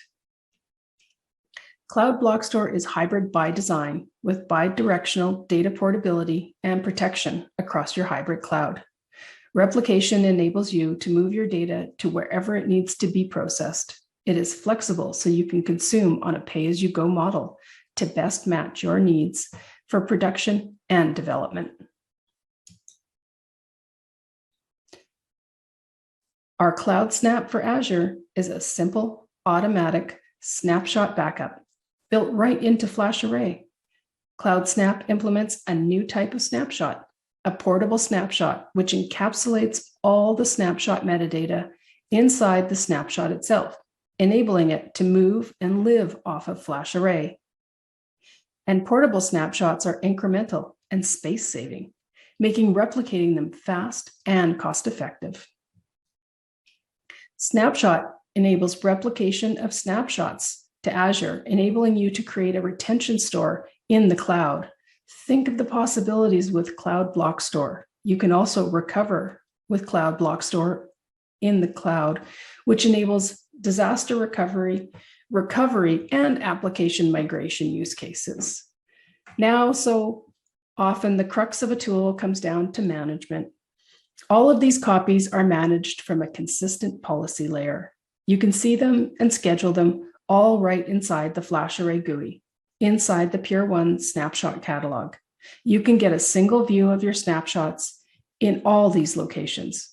For data on your FlashArray, Cloud Snap is a simple built-in capability to move and protect data to and from the cloud. Additionally, Cloud Snap offers rapid recovery on-premise to help customers meet demanding service level agreements and compliance policies. Snap to NFS could be FlashBlade, Linux, or other NFS appliances. With SQL Server 2022, Microsoft is now offering an S3 connection to make SQL Server backups to, and more importantly, restores from FlashBlade easier than ever. For customers who are looking to extend their VM or container-based workloads into hybrid cloud, we've made sure the transition to hybrid cloud is seamless. Using the same APIs and tools, we make data portability easy with Purity asynchronous replication and Cloud Snap. We have multiple hosted partners as well to support all your cloud needs. When privacy matters for personally identifiable information, or when you need to burst to the cloud to expand your compute for chip rendering, the cloud adjacent option is what may suit you best. These locations hosted by Equinix are designed for your special needs in mind, while ensuring you continue to be able to use deduplication and two-way movement of data that will reduce your egress costs. For customers who are looking to use the cloud for a dev test scenario with a production instance on-premise, replicate data to Azure and create or move your dev test instance in Azure, refreshing it periodically as needed, and then bringing your changes back on premise as needed. It is a simple process to follow. And then we have one customer who has had huge success with this process, saving them data reduction ratios up to 80:1 on their snapshots in the cloud, saving them a huge amount of data storage costs in the cloud.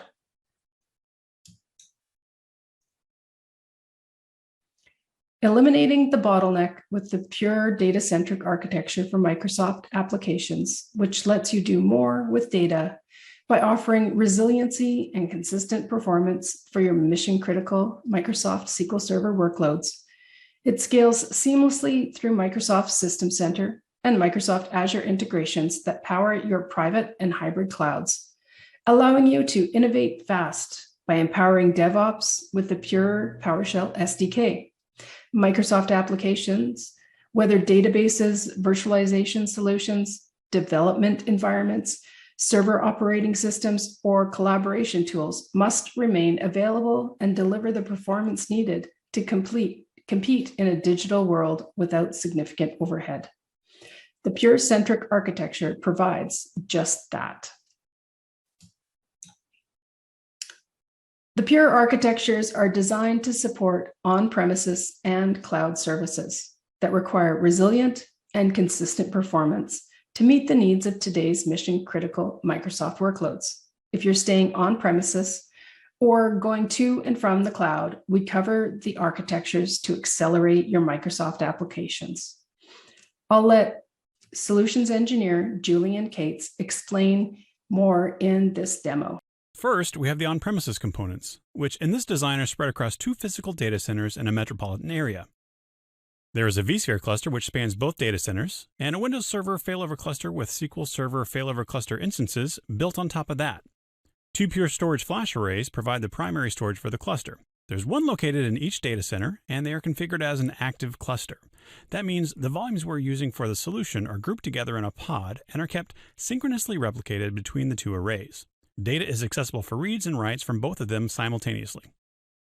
A mediator service is hosted in Pure 1, which provides a neutral third site outside of the 2 data center failure domains. We're using Pure extensions to both Windows Admin Center and SQL Server Management Studio to manage the database. Also on premises is a flash array C. We're asynchronously replicating point-in-time copies of the database here, which can be used as yet another recovery option. The cloud-based components for this design are hosted in Microsoft Azure. First comes CloudSnap for Azure, which is used to store snapshots of the data volumes in Azure Blob Storage. These snapshots can be recovered back on premises, or they could be restored to a Pure Cloud Block Store in Azure. We can also asynchronously replicate in both directions between the on-premises arrays and Cloud Block Store. Whether you choose to restore from CloudSnap or asynchronously replicate, once the data is in Cloud Block Store, we can then attach it to a SQL Server instance running on Azure VM and use it for any number of things, including test and development and disaster recovery. As you can see, there are a number of options here that we've tested and validated, and you might not choose to implement all of them. You might choose to just deploy the on-premises options, or maybe a single physical data center with Cloud Block Store in Azure for additional resilience. It's completely up to you, and you have the peace of mind knowing that it's all been validated to work together, and you can always add additional components of the design later. Thanks, Julian, for the great demo. In closing, I'd like to remind you that Pure Storage provides rapid data recovery, backup, and reuse between public and private clouds, providing reliability and protection with multi-available zones that create high availability for your hybrid needs. When combined with non-disruptive upgrades, instant snaps, and data at rest encryption, Pure also provides seamless, simplified management, mobility, portability, and orchestration across clouds. Pure's pay-as-you-go model helps match costs and capacity to current needs, and mission-critical applications can be migrated to the cloud without the need to re-architect. Developers connect to storage the same way on-premise as in the cloud. Easily migrate data bidirectionally, delivering data portability and protection across your hybrid cloud.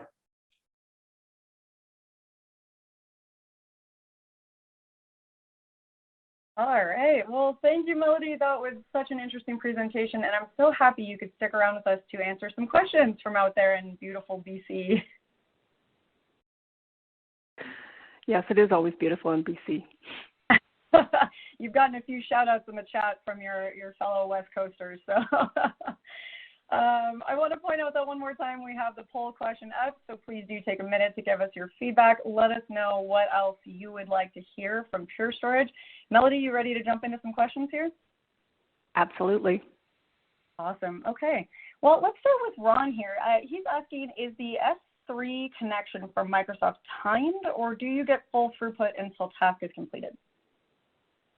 That's a great question. And the nice thing about that is that you get full throughput. And the great thing about the fact that we actually worked with Microsoft on that initiative was that we were able to push for multi-threaded. So not only do you get full throughput, but it's not serial, it's multi-threaded, because our Flash Blade works best with multi-threaded. So it's quite performant. So we're quite pleased with that. Awesome. All right. Hopefully that answers for Ron. Let's, Adam here is wondering about the limit to cloud space. Is there a limit to that? No, there's no limit. And one of the great things about that aspect is with the Cloud Block Store, with there being no limit, the more data that you put into the cloud, when we do our deduplication, you're actually saving money, because as we dedupe the data that's in the cloud, you're actually reducing your footprint in the cloud. So it's saving you money because you're not taking up more storage space when you dedupe. So you're going to save on your actual storage space in the cloud. So if you've got multiple dev, QA, prod workloads in the cloud, then when we dedupe that workload, instead of, say, if you have 4 copies, instead of those each being 2 terabytes each, instead of you having 8 terabytes, you would only have, say, 2 and a little bit. You'd only pay for that 2 and a little bit as opposed to 8 terabytes. That can save you a lot of money in storage in the cloud, and that adds up over time. This one you actually answered in the live chat, but I just want to pull it up and kind of shout it out a little bit to the group, because I think it would be interesting. We had someone asking about the size of company that this would work for. Can you chat a little bit about that? Yeah, so I think somebody was asking about whether Pure Storage is only for companies that are like big enterprise companies. Yeah. And yes, we work with a lot of Fortune 500 companies and Fortune 50 companies, but we work with any size of a company. We have a Flash Stack product, which is a combination of Pure Storage, but then we partner with Cisco, and we have Cisco Compute with our Flash Stack. And it's a combined unit. So it makes it really simple and easy for smaller organizations to just have this one unit for them to use. And it makes it a lot simpler. That's awesome. Well, and we are pretty short on time. Melody, I don't know if you have the time to stick around a little bit and answer some questions over live chat, then we can kind of keep that conversation going. Before you take off, if somebody does want to get started with Pure Storage or find out more, what do you recommend as next steps? Check out our website, purestorage.com. Quick and easy. There's always a live chat there. Yes, that's perfect. Well, great. And again, Melody, thank you for joining us. And do keep those questions coming in. Melody has some great answers coming out through live chat. Thank you. Thanks. Have a great rest of your day. Enjoy BC. It's snowing here in Alberta, so. Oh, I'm sorry. Thank you for your sympathy. All right. Well, thank thank you again to Melody. Thank you for our audience for asking some great questions. This, honestly, that is the best part about these sessions. So do keep the questions coming. And if you're looking for another great way to get some information from Pure Storage, I do recommend clicking into that handout section. If you've forgotten about it, the handout section is full of good information. And it's in your audience console. There's a solution brief on cloud block storage and mobility protection from Pure Storage. So do check that out. Okay, well, it is already time for another prize drawing. So moving right along here, our next winner of a $500 Amazon gift card today is Tim Von Gaal from Georgia. So Tim, you have won a $500 Amazon gift card. And the next grand prize winner of a Microsoft Surface Laptop 4 is Randall Carey of California. Speaking of sunny and beautiful, Randall Carey in California. You get all the weather, and now you get a laptop too. All right, so congratulations to Tim and to Randall, our winners.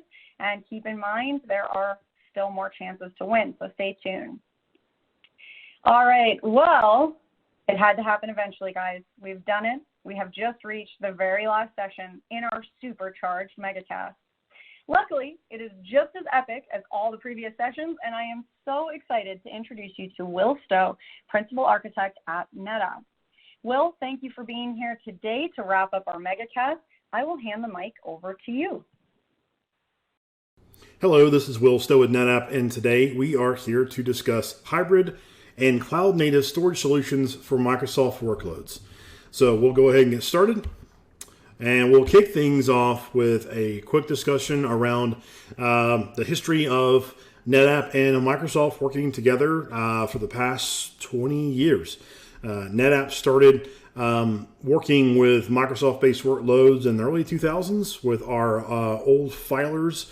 They were once known by supporting NAS-based workloads, so SMB and NFS-based workloads for applications. And we moved on from there deeper into the Microsoft ecosystem, supporting applications like Microsoft Exchange and Microsoft SQL Server, SharePoint, those kind of things. So applications that traditionally need lots of storage, high performance storage that typically have challenging backup and restoration requirements. Solving those challenges in the data center, working with Microsoft to create some really cool solutions around all those things.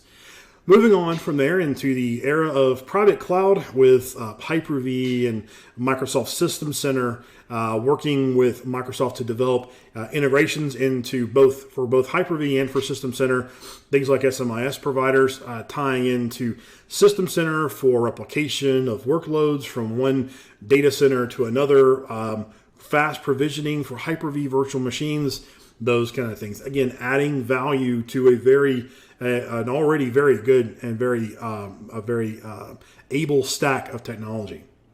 And moving to our current era here, if you will, around Azure.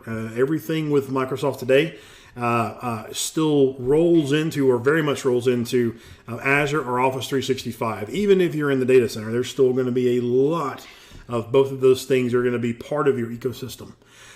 So with that, we have evolved with Microsoft and have been either jointly developing or developing on our own, tying in through the marketplace offerings for Azure. In this case here, talking about solutions like Astra for Azure Kubernetes services, or cloud tiering, or Spot PC, or Azure NetApp Files. So lots of things in terms of what we have been working on with our friends in Redmond on co-engineering, co-development, and augmenting what they have inside of the Azure ecosystem today. So super exciting stuff.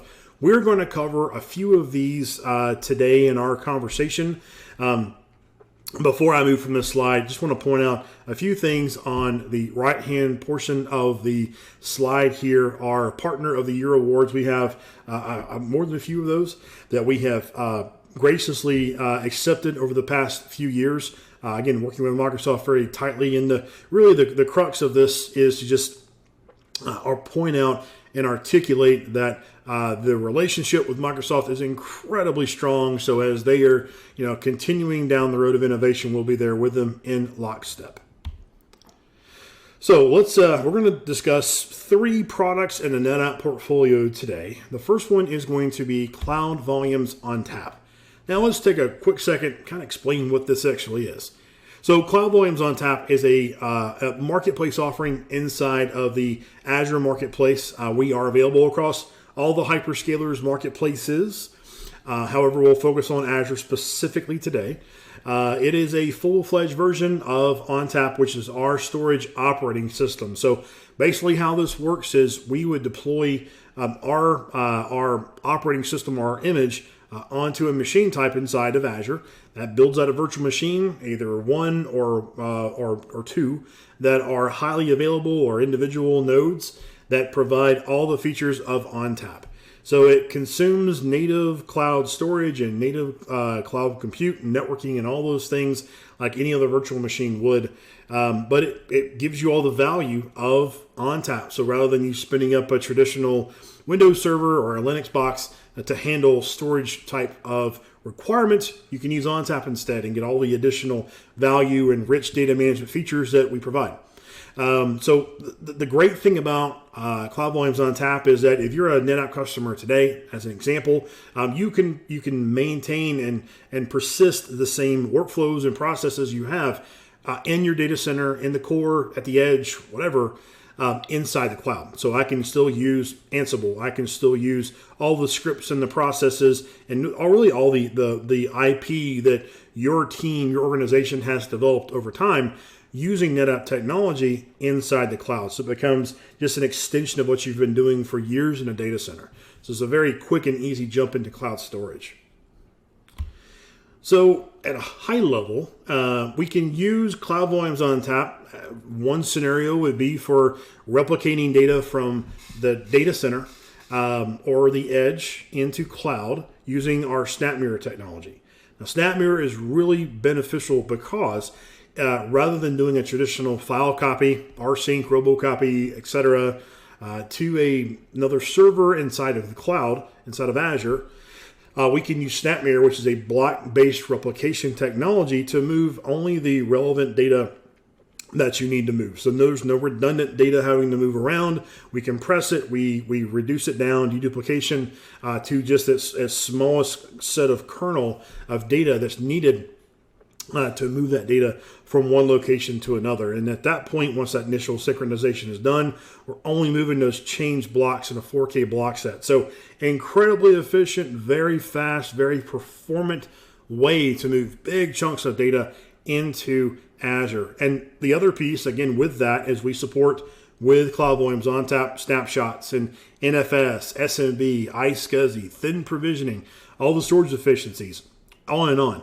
The idea here is that with Cloud Volumes on Tap, and we're going to talk about another solution that's similar but not quite the same in just a moment. But the idea is to give customers who need the additional controls and levers of ONTAP in a more granular fashion, that ability to use those tools with Cloud Volumes on Tap, deploy it, spin it up in just a few minutes, and you're ready to go. Now, the way we provision Cloud Volumes on Tap is by way of a service we call Cloud Manager. Now, that's a SaaS service that's available through our website at netapp.com. You log in, you create your credentials, I should say, then log in, access Cloud Manager. You're then able to go in and spin up very quickly one or more Cloud Volumes on Tap instances in multiple regions. Whatever you need, you can do drag and drop SnapMirror replication. It really gives you a very streamlined experience in terms of deploying cloud services from NetApp in multiple clouds, if that's the route you're going with your cloud strategy. And again, in this case, you were focusing on Azure, but just to kind of point that we're fairly democratized across all these clouds, is that you can use Cloud Manager as a very easy and quick way to get started with everything inside of our portfolio that we provide. So Cloud Manager, once you log into it, you can then go through provision whatever resources that you need. In this case here, Cloud Volumes on Tap. So what happens is Cloud Volumes on Tap is orchestrated by Cloud Manager, which in turn is connected programmatically to your Azure subscription in this case. So you basically would use a service principal in Azure that you would give, you pass along to Cloud Manager. All those credentials are encrypted end to end, so there's no security requirement or security issues there. It works in a very programmatic method, so it can go through on your behalf and spin up resources into your VNets, into your subnets, and deploy cloud volumes on tap wherever you need it to be. Okay. So let's move on to this second service here, which is called Global File Cache. Now, I'll say that, like I mentioned with Cloud Volumes on Tap, Global File Cache, or GFC, is again available and can be provisioned through our Cloud Manager site, which is going to be found at netapp.com. I'll keep referencing back to our site as we go through this, because that's where pretty much everything is going to be in terms of the next steps in getting started. So let's talk about Global File Cache for just a moment. So the goal of Global File Cache inside of our portfolio is to handle the data sprawl across multiple regions, across multiple sites, remote office, back office locations, multiple data centers, those kind of things where you have data sets that need to be replicated, need to handle file locking. We're talking specifically around SMB shares, just to kind of notate that quickly. So let's talk about, we're discussing things like your P drive or your Q drive or something like that, where you have application data that's stored in file shares, SMB file shares, with Windows-based applications, and they need to be accessed in many cases globally. Now with that, you have challenges in terms of namespace management, with file locking, those kind of things. The great thing about Global File Cache is it uses really the best of breed in terms of Windows Server technology here, where we can tie into DFSN or distributed file system namespaces. And with Global File Cache, we can use our file locking technology and our replication technology to give you a unified namespace for all of your data sets that are accessible globally. Store all your data in one location, say in your data center or in the cloud, but you can keep all that data in one location, meaning that you can streamline data management, data protection, all the things in terms of lifecycle management around that property. But at the same time, be able to replicate it and handle file locking at the edge, wherever that might be, so that your application users have the best experience no matter where they are. Now, in the age of COVID, what we've really seen this look like is we have companies that have, advanced this out. Really, this second use case here is what we have seen a slew of.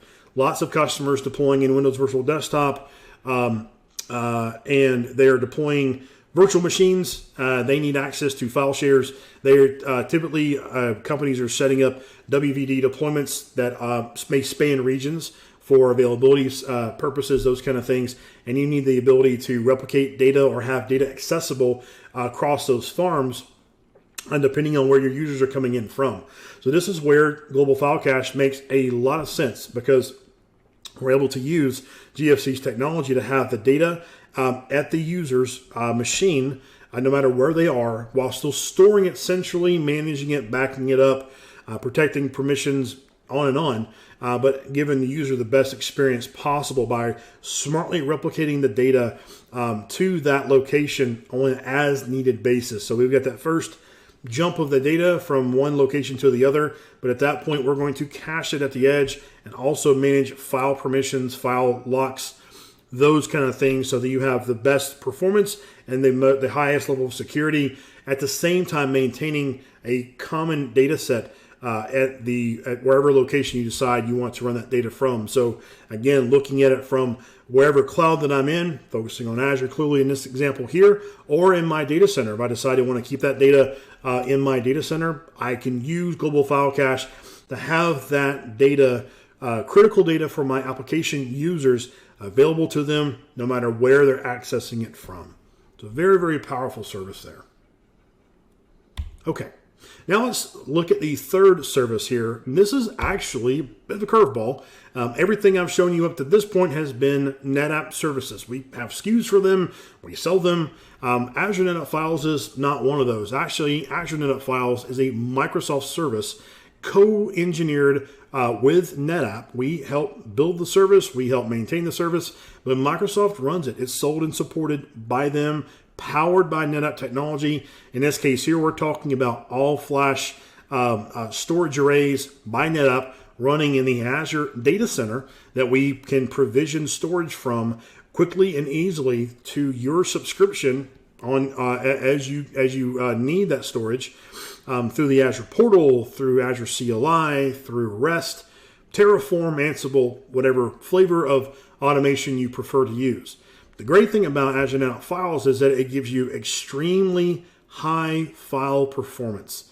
So I can take the biggest, meanest workloads, Oracle, SAP, SQL Server, whatever the case might be, EDA, oil and gas. I can move those over to Azure NetApp Files and know I'm going to get high-end, ultra low latency, extreme high throughput performance for those workloads, using multiple protocols, NFS version 3, NFS 4.1, SMB3, whatever the case is, and still have rich data management features, things like replication and backup, snapshots, creating new volumes from snapshots, those kind of things.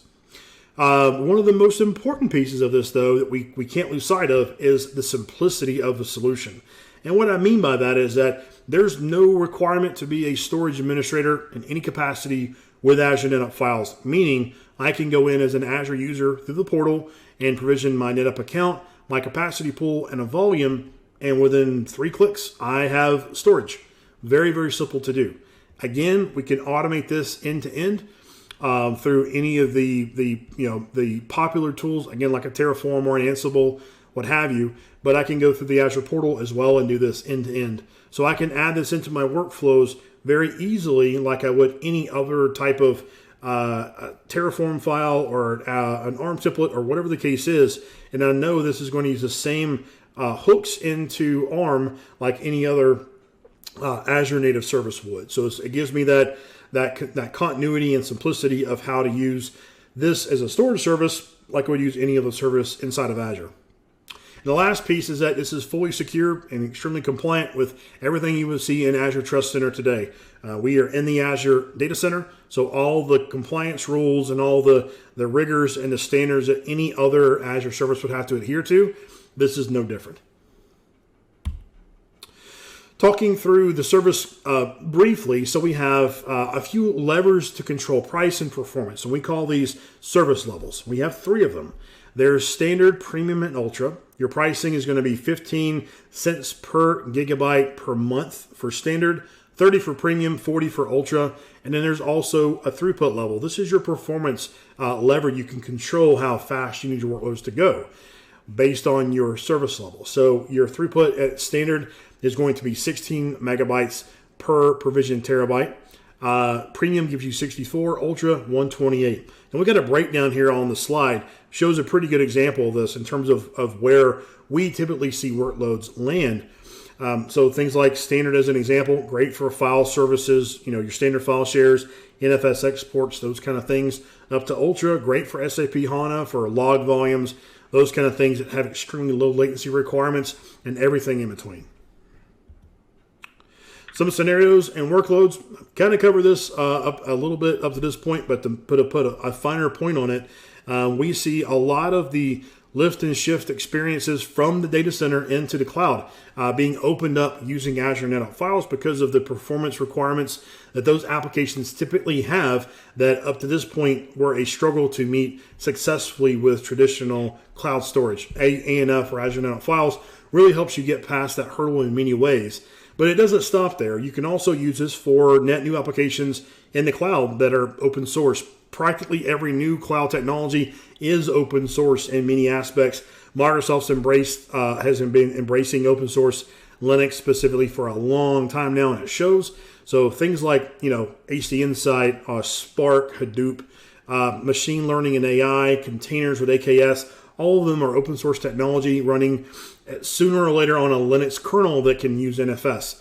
The great thing about Azure NetApp Files is we can provide NFS version 3, NFS 4.1 with Kerberos, if you like, to any service running inside of Azure that can be consumed via a VNet. So it makes your options for how you can consume that data very broad.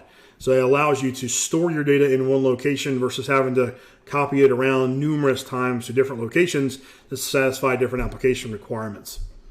To touch on some of the workloads, again, I mentioned SAP HANA, SQL Server, open source applications like Postgres or MariaDB, those kind of things, great use cases. Also for high performance computing, HPC, VDI workloads, EDA workloads, industries we see that are really seeing a big uptake in terms of consumption to help them get through some of their blockers around their cloud strategy with ANF, oil and gas industry, EDA, chip design. These are a few that are really taking off with the service today and using it well. The workloads in terms of the environments, Windows, bring it. It's fantastic. We do SMB. We use SMB3 in our protocol stack today, as well as NFS version 3, NFS version 4.1, and finally, our volumes can be multi-protocol. So you can use a single volume and access it via the preferred protocol of your choice for your workload, NFS or SMB, or I should say and SMB concurrently. So it's pretty, lots of value there in terms of the application accessibility across those protocols. Okay, to close this out, some key takeaways. Obviously, we're huge fans of Microsoft. We have been working with them for over 20 years and continue to do so today, and we'll be doing so in the future. We make Azure better. Look, Azure is a fantastic platform. It offers a lot of cool services. We're filling holes and plugging gaps where customers have specific needs around storage, compute, Kubernetes, etc. And we'll continue to do so in the future and make Azure along with Microsoft, a first-class platform.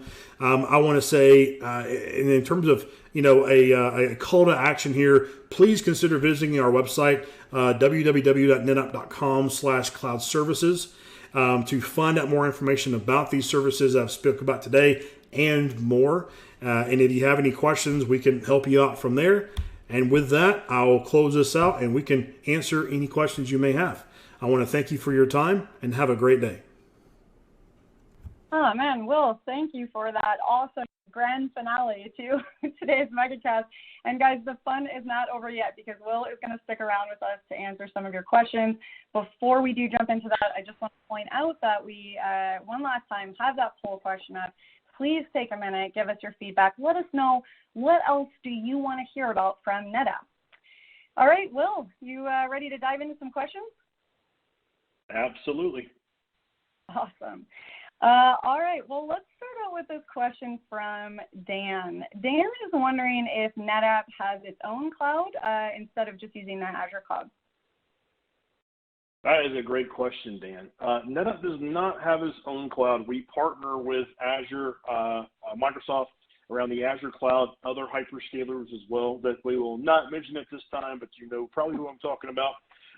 But yeah, we partner with the major hyperscalers to provide solutions inside of their platform or their framework of their public cloud. Awesome, love that. Okay, well, that's an answer for you, Dan. And I'm curious about this one from Ron. Does GFC keep a change log?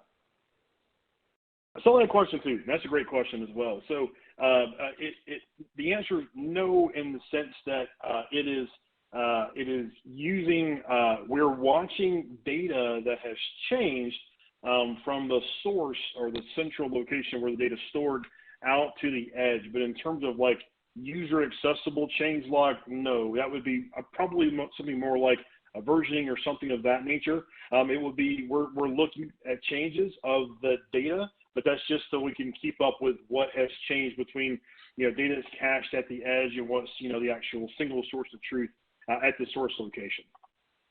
Awesome. And just in case there was any questions out there, Will, can you define GFC for our audience?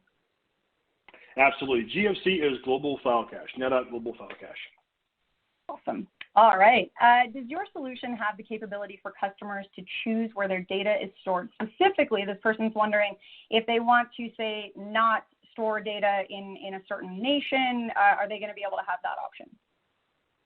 Absolutely. So with Azure NetApp Files, with global file cache, with cloud volumes on tap, you can choose whatever governance type in terms of geopolitical boundary you want to specify. With Azure, you can define which region you want to land that data, replicate that data between locations, those kind of things. That's absolutely part of all three solutions.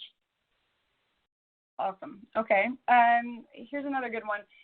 This audience member is wondering, what have you seen as the greatest barrier to migrate highly customized legacy applications to the cloud, and how do you overcome them?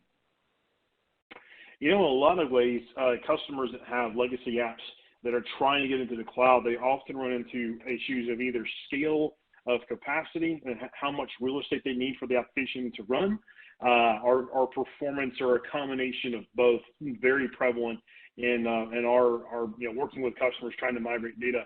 I'll focus on Azure NetApp Files in this case as a solution for that problem of being able to solve both of those challenges for the biggest and meanest legacy workloads out there that customers have successfully moved to that platform inside of Azure today. Wow. Okay. And still lots of great questions coming in. Way to go, guys. Sometimes people get tired at the end of a long event, so clearly our audience is alive and alert and enthusiastic. You got them pumped up, Will. We're wondering, can the storage be encrypted at rest? Our institution is very concerned about storing sensitive data in the cloud. Absolutely. Yeah. So Azure NetApp Files and Cloud Volumes on Tap can both store data at rest and even store data in, they can encrypt data at rest and encrypt data in flight. Pardon me, that clarify that point. Both of those have the option of doing that for you. Azure NetApp Files encrypts data by default at rest, and it can also, you have the option of encrypting data in flight if you so choose. Perfect.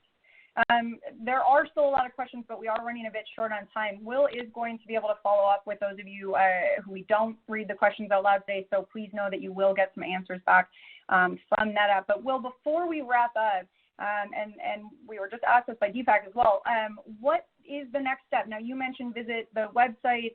Are there any other ways that people should get started? How can they find out what is the right way to do it for them?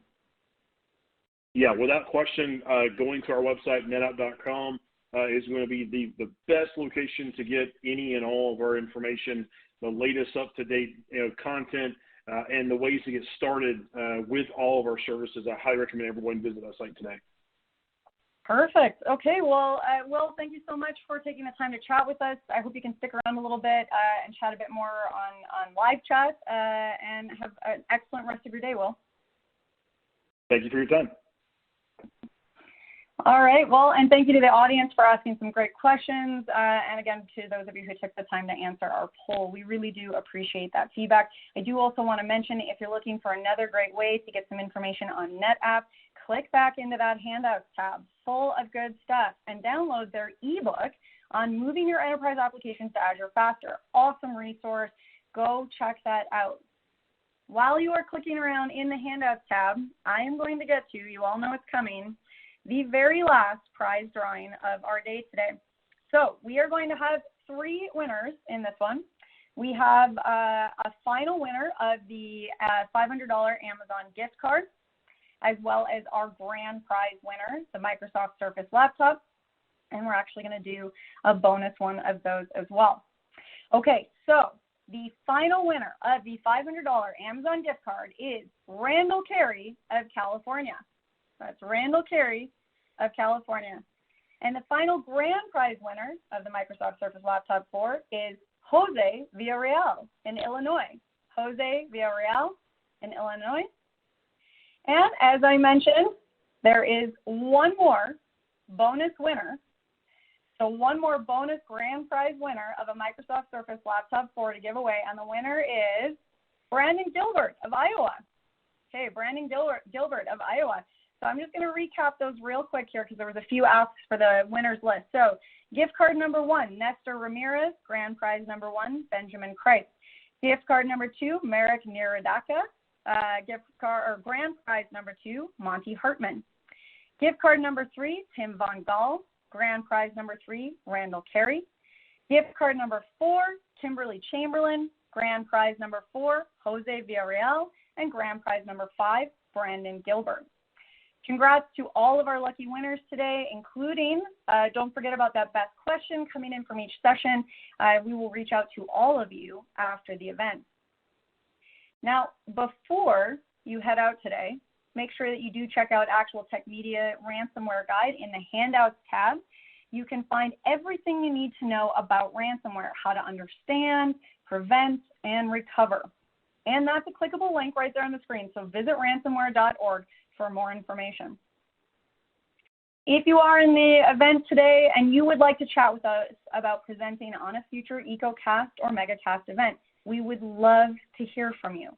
Reach out via email at connect@actualtechmedia.com. And with that, on behalf of the Actual Tech Media team, I want to thank all of our speakers from Rubrik, Encorta, Microsoft Pure Storage, and NetApp for making this event possible. And a special thank you to all of you for attending and asking some really great questions today. I hope you've all learned some interesting and helpful tips about how to supercharge your own Microsoft system. I know I've learned a ton, and I have loved chatting with our fascinating speakers and with all of you. I hope to see you again next week for our MegaCast on Wednesday, April 20th.